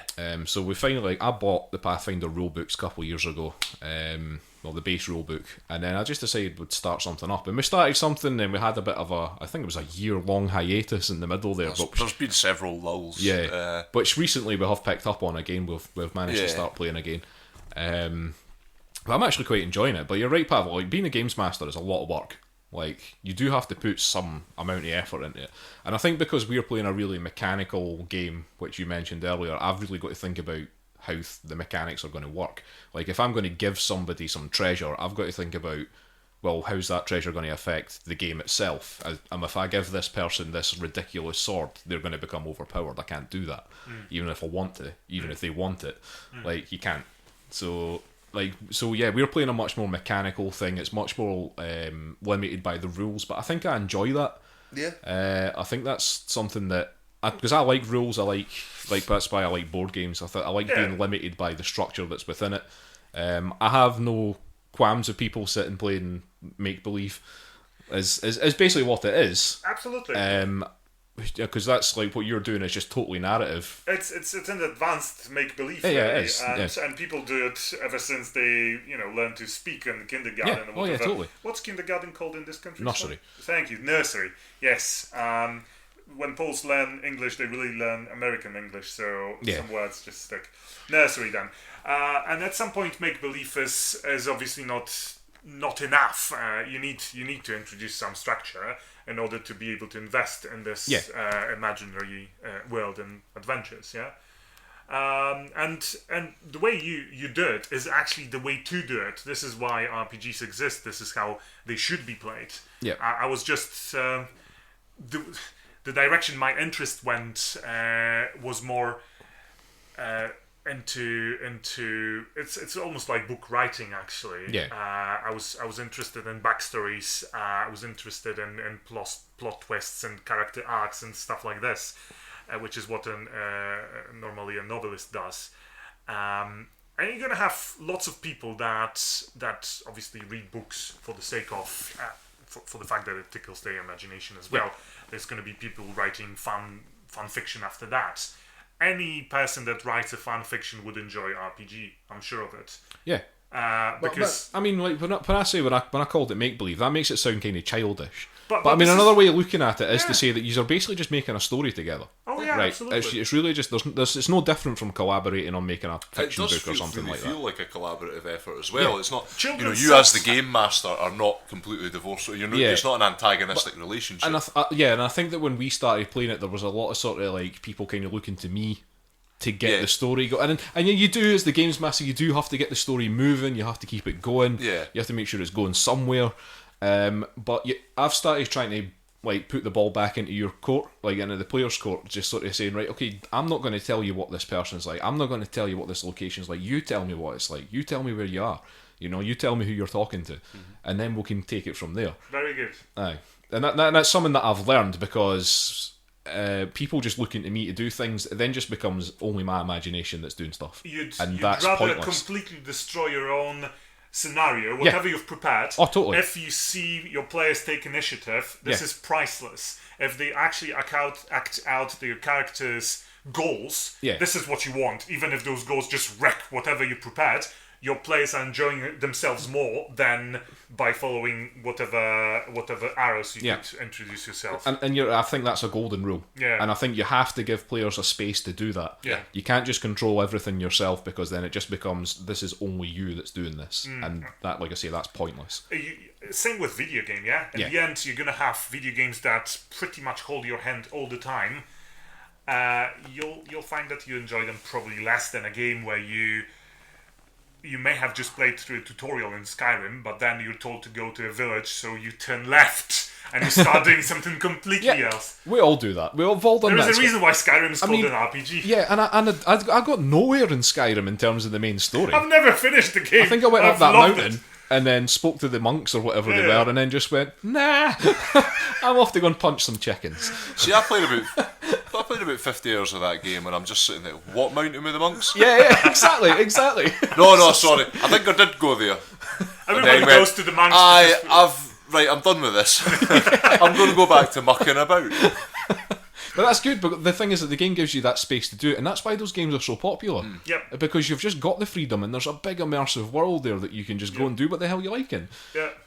But then again, if say RPG and computer RPG share the same distinction into either being a sandbox or a story-driven game. So if you play a sandbox game, you can expect it to have less engaging story. Yeah. So Skyrim will be an example. Then if you pick up Deus Ex, for example, is not even an RPG really. It's just an action game, but it has certain RPG elements. And it's heavily story-driven. If you're going to have the same thing in RPG. You'll have RPGs that sort of suggest that you should probably try and go and hunt down this evil dragon in a specific way. If you run a Werewolf of the Apocalypse session, you're gonna probably want to have your scenes and acts like in a theatre play. That effectively limits what the should.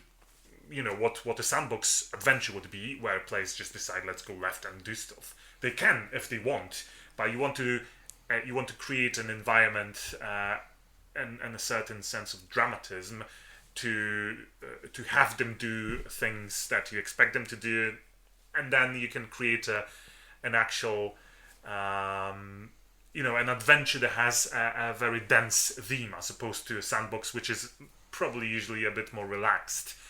When players can fully decide what they want to do, they usually just end up punching chickens. Of course. Well, if given the option in a game, you're going to punch a chicken. Now, I'm a game master that will ask exactly why would your character punch a chicken? What makes you the sort of person? Because his name's Chicken Punching Magoo. Well, so as long as you can justify. Why exactly did your parents not leave you in the woods to die? Things like this. There's a story here. There's lots. The power of RPG is it can be played in a million different ways. Yes. Well, that has helped me, and it maybe more fits with the way I sort of if I'm doing something creatively, I tend to just bring lots of little bits together into something, and that's kind of what I've been finding. Because initially, and even now, I don't think I've got that much of a handle on it entirely of who my character is and exactly what he wants. Initially, I was just throwing in things that just amused me at the time. Yeah. But now that I've had a bit of time, and you've kind of forced me to think about how I'm reacting to things and what maybe the backstory is, and I'll refer back to that now, and I'll think a bit about that. So it's not entirely cohesive, but you can start to get things where little threads start to come together and form into something a bit more cohesive. But that's fine. I mean, when I asked you to make a backstory, I didn't ask you to make like 5 I did just sit and write a page of text. You wrote a page of text, but I was just really like, all you really need is a paragraph, is a baseline, and that's all you really need. And then as the game goes on, your character can start to build up and build up and build up, and your history can become more apparent. It works. It does work. You're gonna have players. You don't just create everything fully formed from scratch. No, because I think you just get bogged down in it at that point, and then you're instantly you don't know the extent of it. You're gonna have players not comfortable to even come up with a couple of proper truthful answers about what their characters are like, and then you're gonna have you're going to have players which I know very intimately, who will spend days talking about their character before we even start playing. Yeah. And a backstory like that would fill a book. Which is, again, it just goes down to people's preferences, which is the power of RPG, because this is the ultimate make your own game. But I think I was lucky enough to actually pick up RPGs, proper RPGs, and I don't mean the one published in the fantasy magazine that I've mentioned, because this is what sort of started it when I was a little bit too young anyway.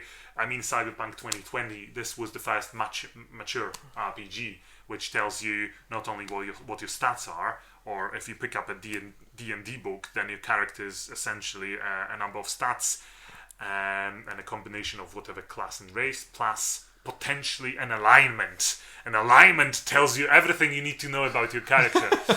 Whereas Cyberpunk 2020 and also all the White Wolf books actually expect you to at least be able to answer whatever 20 questions about your character. That's good enough for even an average game master. We made Cyberpunk 2020 characters in anticipation of this campaign that Ian's going to run for us. Yeah. And one of the things that's in the rule book is that it kind of forces you to make a backstory, even if you do it by random rolls. Yeah, Then we just kind of did that for fun, and we kind of fudged some of the rolls. We went, that doesn't make sense, so we'll just not use that one. We'll move it to something else.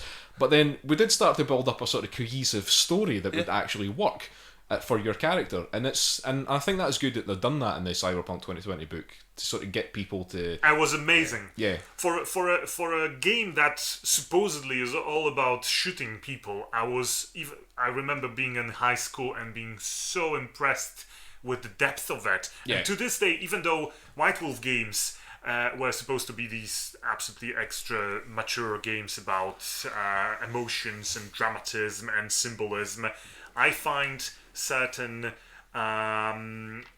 companion books to Cyberpunk 2020, certain I can't remember the name of some of them, but there were expansions devoted solely to just telling the game master what it should be, how to handle players, how to run sessions. Yeah. No other game ever since has really devoted that much time to it.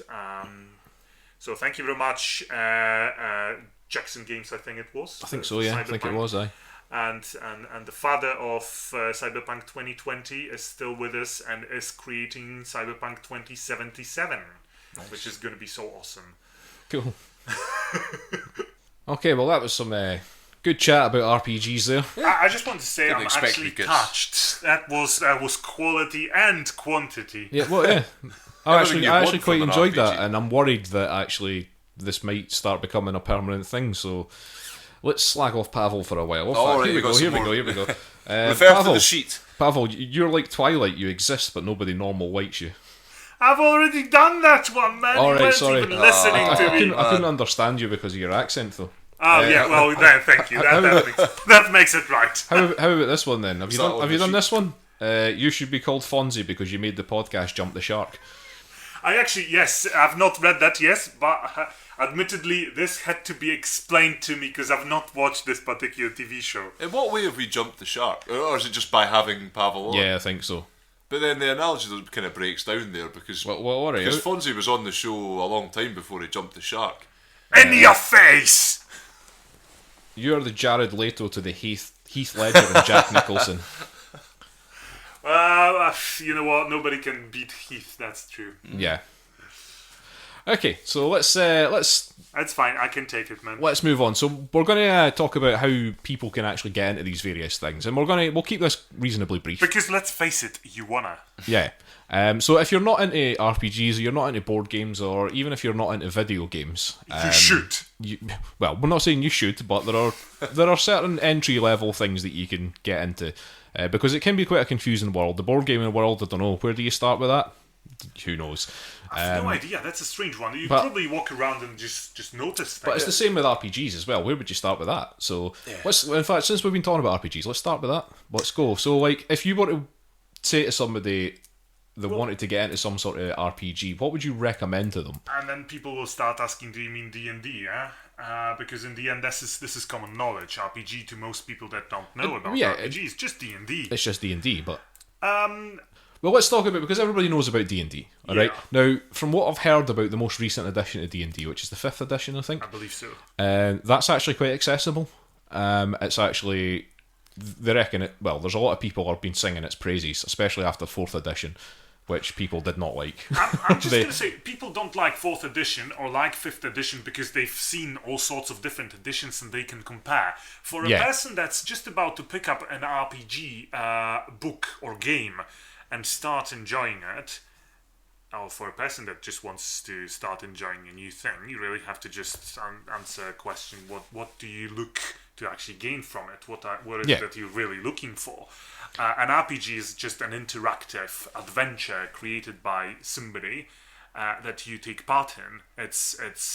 You're either a book writer or you're a book character. It's a make-believe, but made in an adult way, sort of, most of the time. But there are different. I mean, there's a kind of spectrum for RPGs, isn't there? So like, because like we say, you like your really narrative ones. There's going to be we're games playing a really that mechanical are one, heavy on rules, and there's going to be games heavy on setting. So that really depends on which of these you're more interested in. You're gonna have games which like D&D or Shadowrun, which present you with a lot of rules. Some people will find it a bit restrictive because it's too much. Some people will find this particular thing exciting. I think, really, I mean, if you're picking up RPG, you're interested in the theme. I really think so. You're not picking up RPG for the rules.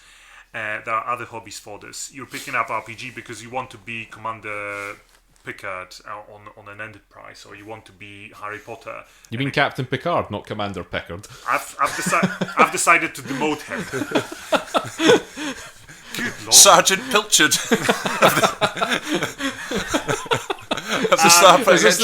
Is this the English version? Slapstick comedy. I was going to say Commander Shepard, but I realised some people may not know what Mass Effect is. It's not a sin. It's wrong, and learn what Mass Effect is because it's awesome. But fair enough. Let's say Picard for now.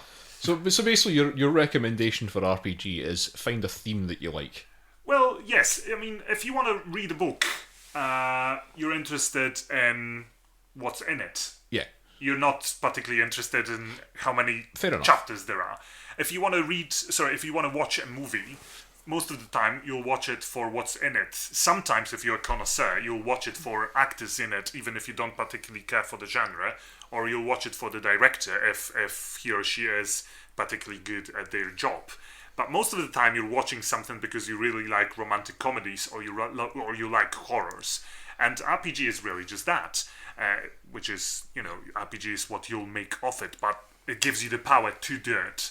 If you've watched the entire, season of Firefly and you suddenly realize, spoilers, that there's no second season, you pick up a Firefly RPG, which is actually really good.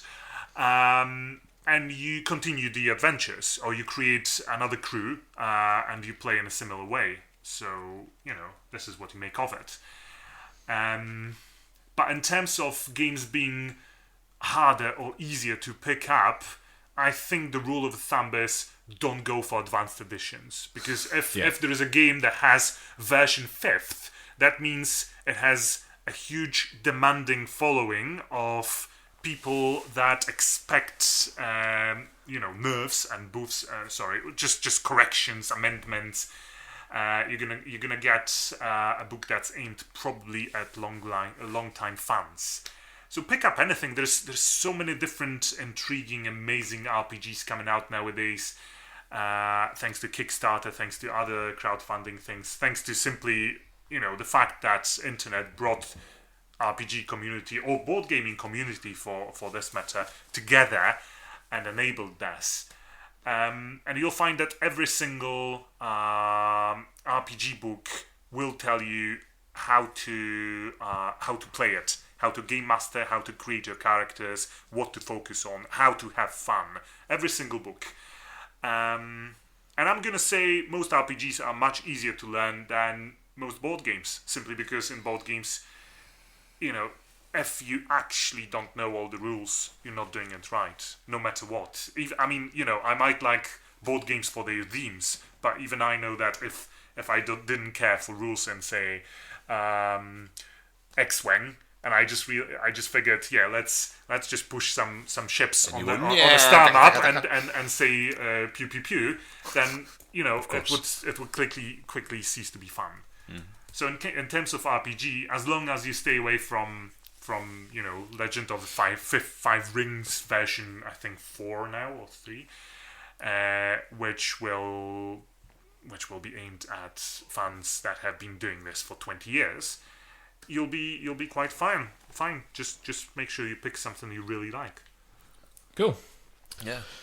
Right, well, let's move on to board games then. What about getting into the board game hobby? Because it's actually a much more difficult question now than it was 10 years ago. Because there are so many more board games covering so many different genres and with different sort of player numbers and time limits and stuff like that. There's a mass of them out there, and it's confusing for somebody coming into the hobby, and it's difficult to give some sort of recommendation.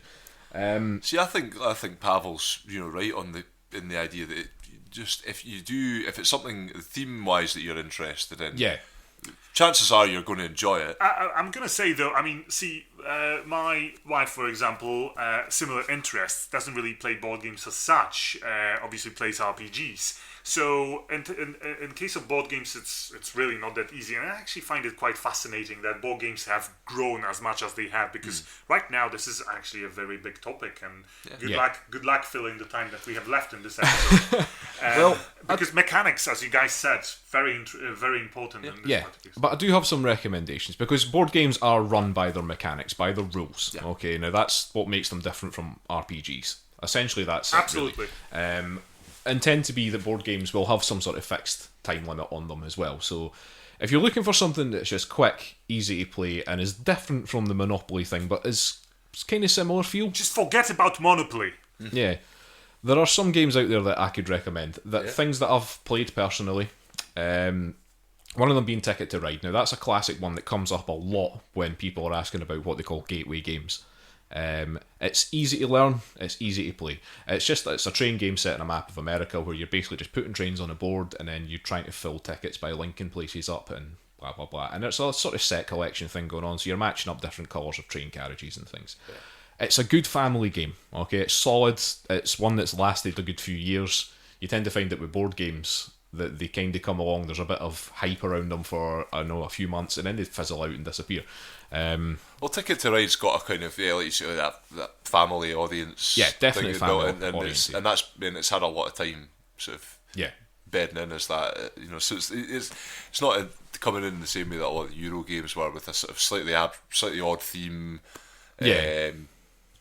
Initially, what seemed like slightly complicated rules, but tend not to actually turn out that way. Yeah. I will warn you that, because if you read a rule book for a board game and the only other board games that you've played before have been things like Monopoly and Cluedo, it's going to be a bit of a confusing thing. I remember being very confused because I'm just sitting there going, where's the dice?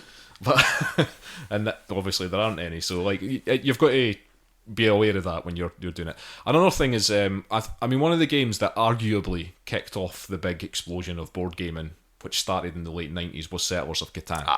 Alright. Of course. Now that is quite an accessible game. It uses dice not for moving, but for generating resources on this board, which is just basically made up of hexagonal tiles. It's a pretty good gateway game, I would say. I would say it's still pretty solid. It's kind of getting a bit old now.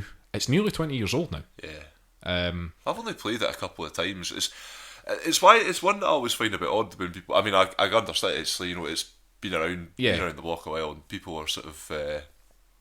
It seems to be the one that people are introduced to. Anytime I've brought up board games, in fact now more than ever, the response, rather than sort of going on about Monopoly or something like that, is Settlers of Catan. People are sort of aware of that as going, It has kind of become the new Monopoly, like the modern Monopoly. Settlers of Catan. That's pretty much what it is. At least it's a game that works. Now. Yeah, they still print Settlers of Catan, even though it's 20 years old. That's quite unusual for a board game. Yeah. If a board game lasts 20 years now, Jesus, there's something there. All right, it's now just called Catan. Okay, it's not called Settlers of Catan anymore, even though everybody called it Settlers for short, and not Catan. It's not just called Catan. There are various different themes that they've put into it as well. There's a Star Trek version, all sorts of things, and it's got, I think, various expansions and stuff like that as well. I've just got the base game, and that's good enough. It's still a game that I would play. Another one I'd like to bring up, Carcassonne. Yes. Or Carcassonne, if you want to pronounce it in English. Carcassonne! I've never heard of this one. This is just it's a really relaxed, laid-back game. It's basically just a tile-laying game. You've got a big bag of tiles, you draw a tile, you put it on the board, you can put a guy on it. And it's based on the French city of Carcassonne, loosely.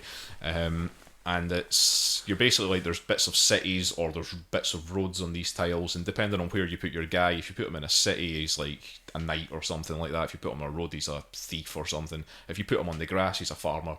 And at the end of the game, you'll score points depending on like how big the city is when it's finished, or how big that road is, how many cities your farmers connect up to.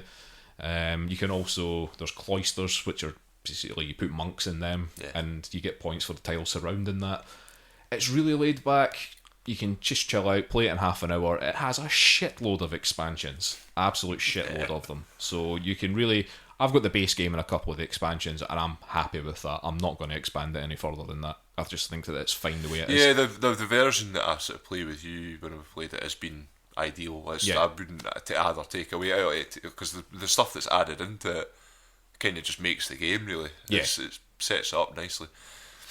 I've got a couple of other things here. One, if you want something that's a bit more social, if you want to sort of create a bit more of a, I don't know, I want to say a party atmosphere, something that's a bit more like people actually having to interact with each other a lot. Sheriff of Nottingham's the way to go. Yeah, I was going to bring that one up. I quite enjoyed it. Yeah, Sheriff of Nottingham is basically, it's a social deduction thing almost. You're basically trying to lie to each other about what you've put in your little bag thing in terms of the cards that you've got. So what you're saying, it's the Wii U of board games? Yes, it is the Wii U board game, but it's a hell of a lot of fun. Yeah. And you can really just call your mates out for being complete liars. You can be an absolute dick. I remember I lost it so badly. My poker face wasn't there. That's definitely one that I would recommend if you want something that's a bit more social. If you want something a bit more themey, this might be controversial, but I do think Dead of Winter is probably quite accessible. I think it is. It's reasonably simple rules. And I think you'll get people that'll be interested in the zombie theme. It's a zombie theme, but it's more of a survival theme than a zombie theme. It's more about how you survive against these zombie hordes, and it's really thematic. It does draw you into it. Yeah. If you're more into sort of like war games and stuff, Commands and Colours, very easy, quick games to play. Any of the Commands and Colours ones, so that's Memoir 44 if you want World War II and has some nice miniatures. Oh yeah, that's a good one, that. Commands and Colours Ancients if you want ancient battles with Romans and Macedonians and all that sort of thing. Pretty sure there's Commands and Colours in the Game of Thrones setting. There might be, but I don't know about that yet. There's Commands and Colours Napoleonics. Yeah. There's Battle Lore if you want a fantasy one. Yeah, and I think there's also a Samurai Battles one as well. Oh yeah. There's various things. So if you like a sort of 2-player war game, I would recommend that too. Yeah. Euan, anything else you want to add? There's a good list there. Obviously, the ones that I would mention, certainly for me, Puerto Rico was a real eye opener, and I took to that immediately. Yeah. I didn't need it wasn't, I didn't need to move on to another game to fully appreciate it. It was instantly, I was like, no, this is great. And I honestly think if you can, because you obviously played it before, and you explained the rules to me in very quick and easy terms, and I kind of knew what I was doing roughly from the start. At least I knew how the game worked and everything like that. So if you're wanting to introduce somebody to that kind of Euro game anyway, that's definitely a good one to go to. Alhambra is what I remembered as you were talking about, because I thought you were going to mention that when you mentioned Carcassonne, and there's similarities there with the tile drawing. Yeah. And that's a very simple game, and I think you could play that with a family, family sort of thing, and it'd be. And that's definitely a gateway game. Yeah. Again, Alhambra has a lot of expansions for it as well. So if you do really like Alhambra, you can't expand on it. It's one I've not played for a while. Definitely one of my favourites. So I always enjoy playing it. Because it's one of the less favourite ones I have out of all those sort of similar feeling games. It's not like a particularly strong theme or anything like that. It's but Again, it's got pasted on theme. Yeah, it's probably the one that I was thinking of earlier when you were talking about that. It was kind of, you could level that accusation at it, but it does have a lot of these elements of that Euro games have. Nice looking parts, and the idea of a point system. Yeah, which was something that I think maybe why Puerto Rico was quite. I found it quite unique because I'd never experienced a game like that where you just played through it and you just did the best you could, and then you were compared on your merit, the number of victory points you'd accumulated. So those two I would certainly mention. The other thing I was going to bring up, and this might be an odd choice, but time stories. Yeah. For someone who's maybe not into, because it's not a difficult game to get into. No, I think time stories requires a certain it requires level a certain of mindset. understanding what a board game can be, because it's taking board game further than most board games ever go. It's pushing board games into narrative storytelling. Yeah, but I could also see it being popular with somebody who might necessarily not want to play board games. Oh no, true. I can imagine that this would. Looking for anybody would like it. Yeah. I can't imagine somebody not liking time stories. Yeah. It's such a brilliant thing. It's just, I think time stories can be confusing because even rules keep changing. Yeah. And it's so varied. Yeah, I think you do. I think the fact that if you've grown up with that background of choose your own adventure books and you like them, time stories is definitely something it's something that you will probably like. Yeah. All right. And once you've kind of played through the first scenario, you will get that. But this is what I was saying at the beginning though. So we're getting into that territory where if you like this thing, you'll like that. But that's because there's so many different types of board games around now. Like I say, 10 years ago, this topic was so much easier. Interlocking interests as well. You're gonna have a board game set in Dark Souls universe simply because Dark Souls video game is popular. So now you're gonna have a probably huge influx of board gamers simply because somebody liked a video game. And similarly, if there were people playing Warhammer Fantasy Battle, the figurine game from Games Workshop, then they would have picked up Warhammer Fantasy role playing game and enjoy that. So people tend to follow what they already know, the franchises as such, not just games for the sake of games. But out of all the games I see here, Time Stories is probably the least board gamey thing that I've played with you guys, because it's so much more than just that. But there are a couple of things there that are not, like, they don't feel as board gamey. I mean, stuff like Mysterium. Oh yeah, Mysterium is basically in the same vein, really. Yeah, but that's. Because all that's really about interpreting messages that people are sending you through various bits of art, which is a weird concept. It could be a very highbrow party game. Oh, can you imagine that? Like, a couple of glasses of port and sort of like with a few comrades who you understand the way they think, When we're talking about entry nowadays, I think there's more and more cross-platform games as well. When you get either a companion app for a board game, I suppose at some point it's going to be similar the other way. You're going to have mini games of various sorts for video games, and I think like you're going to see. I mean, this kind of the apps thing in board games kind of kicked off like a couple of years ago when XCOM came out and Alchemists came out, and they were kind of big selling games at the time, and they used apps. Alchemist used an app to randomise how the formulas for your different potions would work. XCOM kind of randomised things, but it used some sort of logic and made sure that every game was different. Yeah, it was more integrated with the app. And we didn't really see very many other games for a couple of years that used apps after those. And now all of a sudden I'm starting to hear rumours that there are more coming out, which are going to completely sort of randomise board games and completely minimise setup times. Well, essentially that's what the one in Alchemist does. It takes a game mechanic that would essentially make the game almost unplayable, and makes it work. And just takes that one challenge that was kind of facing it and sorts it out with just the use of an app. Yeah, so, but like I'm saying, I think we're going to see more of that. Yeah. We're going to see much more of these, just the games that will it's going to make board games so that they will be different to play every time you play them, because you've got an app that's deciding these things for you rather than you setting it up in specific ways or whatever. So that's going to be quite interesting. I think I'd quite like to see more of that. There are some people in the board game world that go, oh, you shouldn't be introducing technology and blah blah. Well, But they've been doing this since the 80s. Yeah. Look, they've been using technology in board games for decades. Yeah.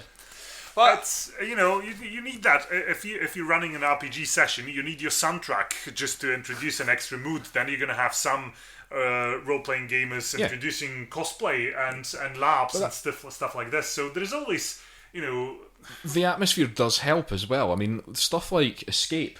You get a CD with Escape. Now, Escape's a great game. I would recommend that again as a gateway game, actually. It's a cooperative against the clock. The games will be no longer than 10 minutes, because if you don't do it in 10 minutes, you're dead. And it's an Indiana Jones-esque escaping from a sort of temple where you're trying to steal treasure from and stuff. And that comes with a CD which has sort of ambient noises on it and stuff like that. But every sort of like 3 minutes, you have to get to a safe part of the game, and the CD starts playing tension music. And that really helps, because without that, if you were just using an egg timer or something, you would go, I'm kind of just running out of time here. But because the tension music starts, and you properly get worked up. You're like, starts screaming. What are you doing? Get right. That does help. I think, but what we're seeing now, as we're discussing all these games, is various levels of committing yourself to a game. Whereas this game or Time Stories is a game you actually have to focus on. Whereas family games or other simple, accessible games probably do not require as much attention and willingness from players. So you either want, if you really want to get into board games, grab those more invested ones. You'll love them, and you'll get into the board gaming hobby simply because you found something really precious. If you're not sure whether you're going to enjoy it, or if you know that you're going to have to play it with people that might not necessarily like playing board games, then your easier family-friendly choices are probably a thing to go for. Exactly like with video games, There's so many amazing video games which you would not necessarily play with, with your mum next to you. And then there's going to be whatever Wii U games. Sorry, I don't have a Wii U. I shouldn't be saying such things about it. So let's move on to the video games chat then, because you're right about the Wii thing, because like getting my dad to play a video game would never have happened until the Wii came out and it had Wii Sports on it, and there was a bowling game. My dad was like, I'm in for that.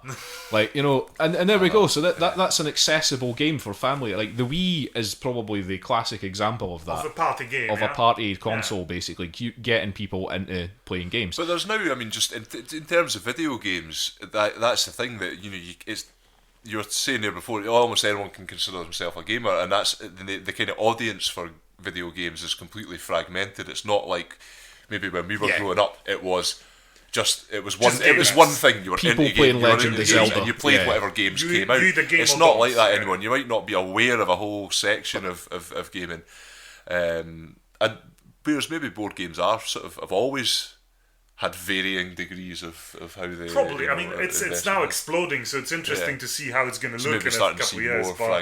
But video games now are just part of the world. In fact, I find it difficult to imagine people not playing video games. Are you like, is there something wrong with you? I mean, back in the day, something was wrong with us, but the tables have turned. I mean, you're part of. I mean, if you're sort of under 30 now, probably, and you have never played a video game, or you don't play video games, or you didn't go through a period where you played video games or whatever, then we're sorry for you. You're probably very much in the minority now. And you're not listening to this podcast either. Probably not. Or maybe, I don't know, maybe you're doing a sociological study on us. Oof, that would be interesting. So it's even difficult to think about entry-level games. I was going to bring this topic up, because video games, you don't really have entry-level video games, I suppose. You just have video games, which have varying degrees of difficulty or whatever. But whatever platformers or games such as, I don't know, Journey, for example, doesn't present you with a very high, I suppose, degree of difficulty.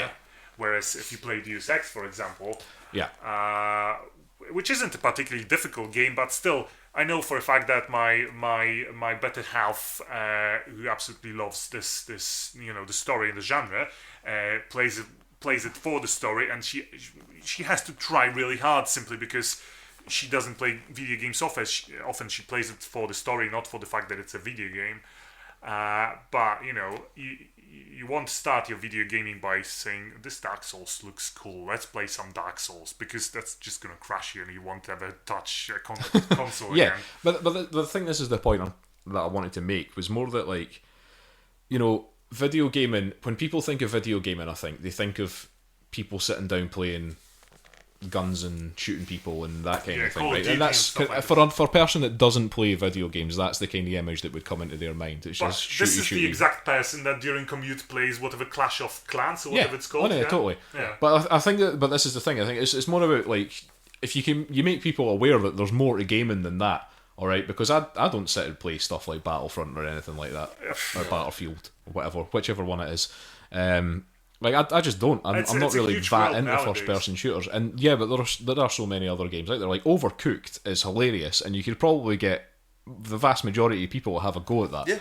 Because it's just silly fun. Simple and like, I've never even touched Minecraft, but I can imagine Minecraft being an actual teaching tool, not just a game that has so much potential. So yeah, nowadays everybody plays. We have to just assume that. But it's just like it's a thing, like, if you own a PC, there are so many games out there that you could probably play, whether they're puzzle games or anything like that.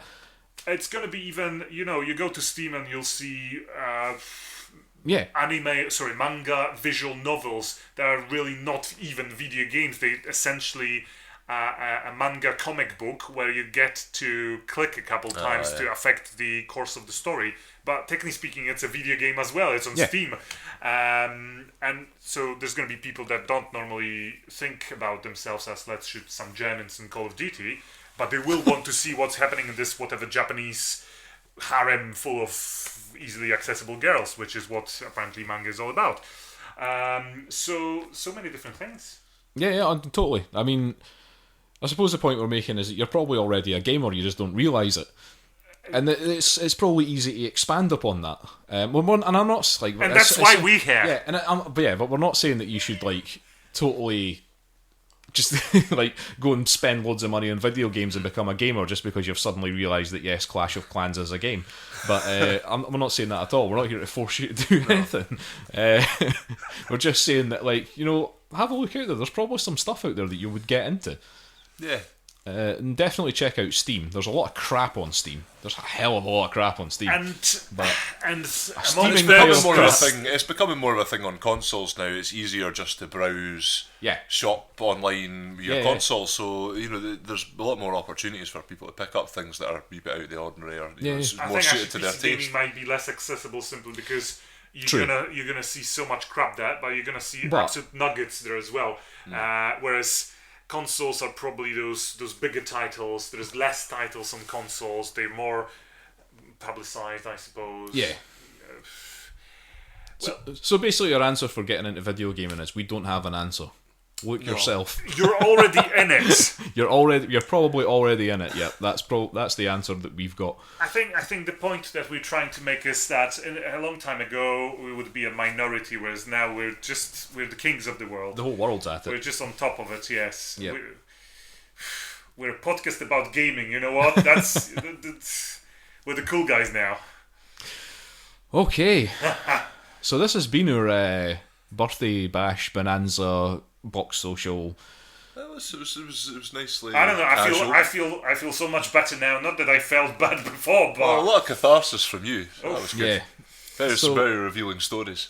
A good meaty chunk of RPG chat for you. Oh yeah. Does it mean I don't get to talk about RPGs now for half a year? Yeah. I'm sorry, you're bankrupt on RPGs now. But we just made a point that all these hobbies pretty much interweave. You get your board games sort of getting into RPG territory. You definitely get computer games going into RPG territory. But my goal for the next year is just pretty much to just wait for the opportunity. But you can expand that because board games are going into video game territory using apps. Especially nowadays, There are plenty of video games that are basically just board games. So my plan from the very beginning was just to jump at opportunities where these guys are talking about board games and just chat about RPGs. So I'll just keep doing this. Yeah. Crowbar some RPG chatting there. Absolutely. Right, so happy birthday to us. 1 year anniversary. We can even sing happy birthday now that those miserly old crones, Mildred and Patty Hill, are dead. I think we should instead find some, public domain. Can we get some public domain happy birthday jazz? We actually have to write our own happy birthday song. I've now made a promise that I'm going to have to try and fulfill. Let's get it all out now. All the promises that we're going to make for the next year, right? On the podcast. Right, more videos. Yeah. Promise that Pawel will get to talk about RPGs at least once more. I made some spurious claim to Pawel while you were out of the room earlier that I want to come up with my own RPG. So that's going to happen within the next year. Right, your own RPG. There is a plan brewing up. An afternoon RPG. I'll become a player in this game. Right, okay. I don't know. In this twisted game. Yeah, this twisted game. I don't know if I've just signed myself up for something you bizarre, but probably will because you're a weird guy, Euan. Rubbing your hands. You're in the microphone. You got any other promises that you want to make?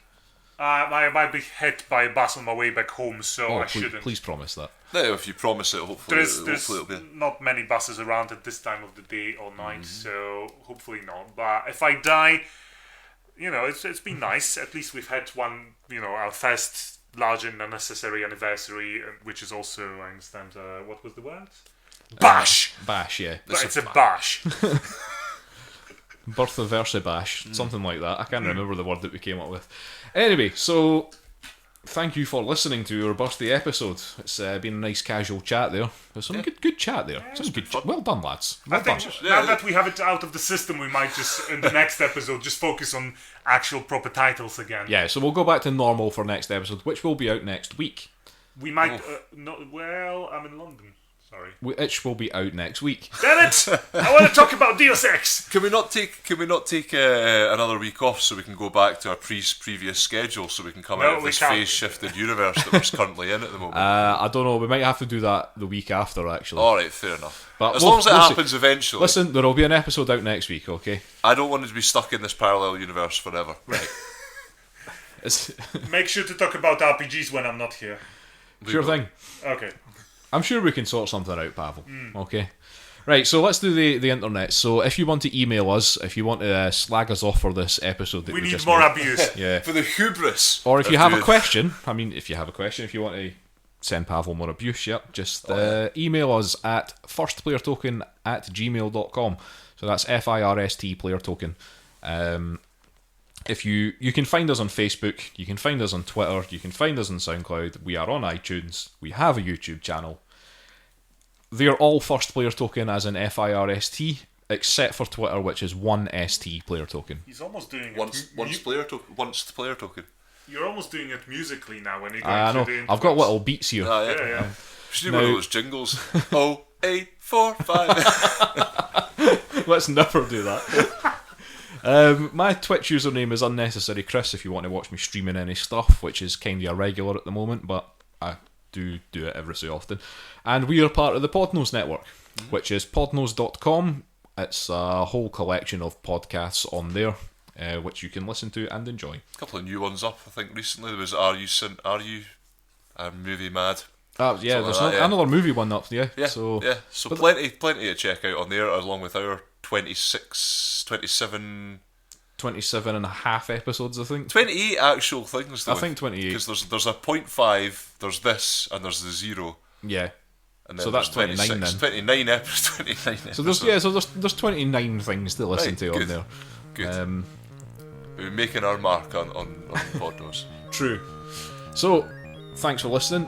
Happy birthday to us, and we will see you next week for another episode. Some of us don't because we'll be in London, bloody hell. Oh, you'll be there, don't worry. See you later. Bye. Bye.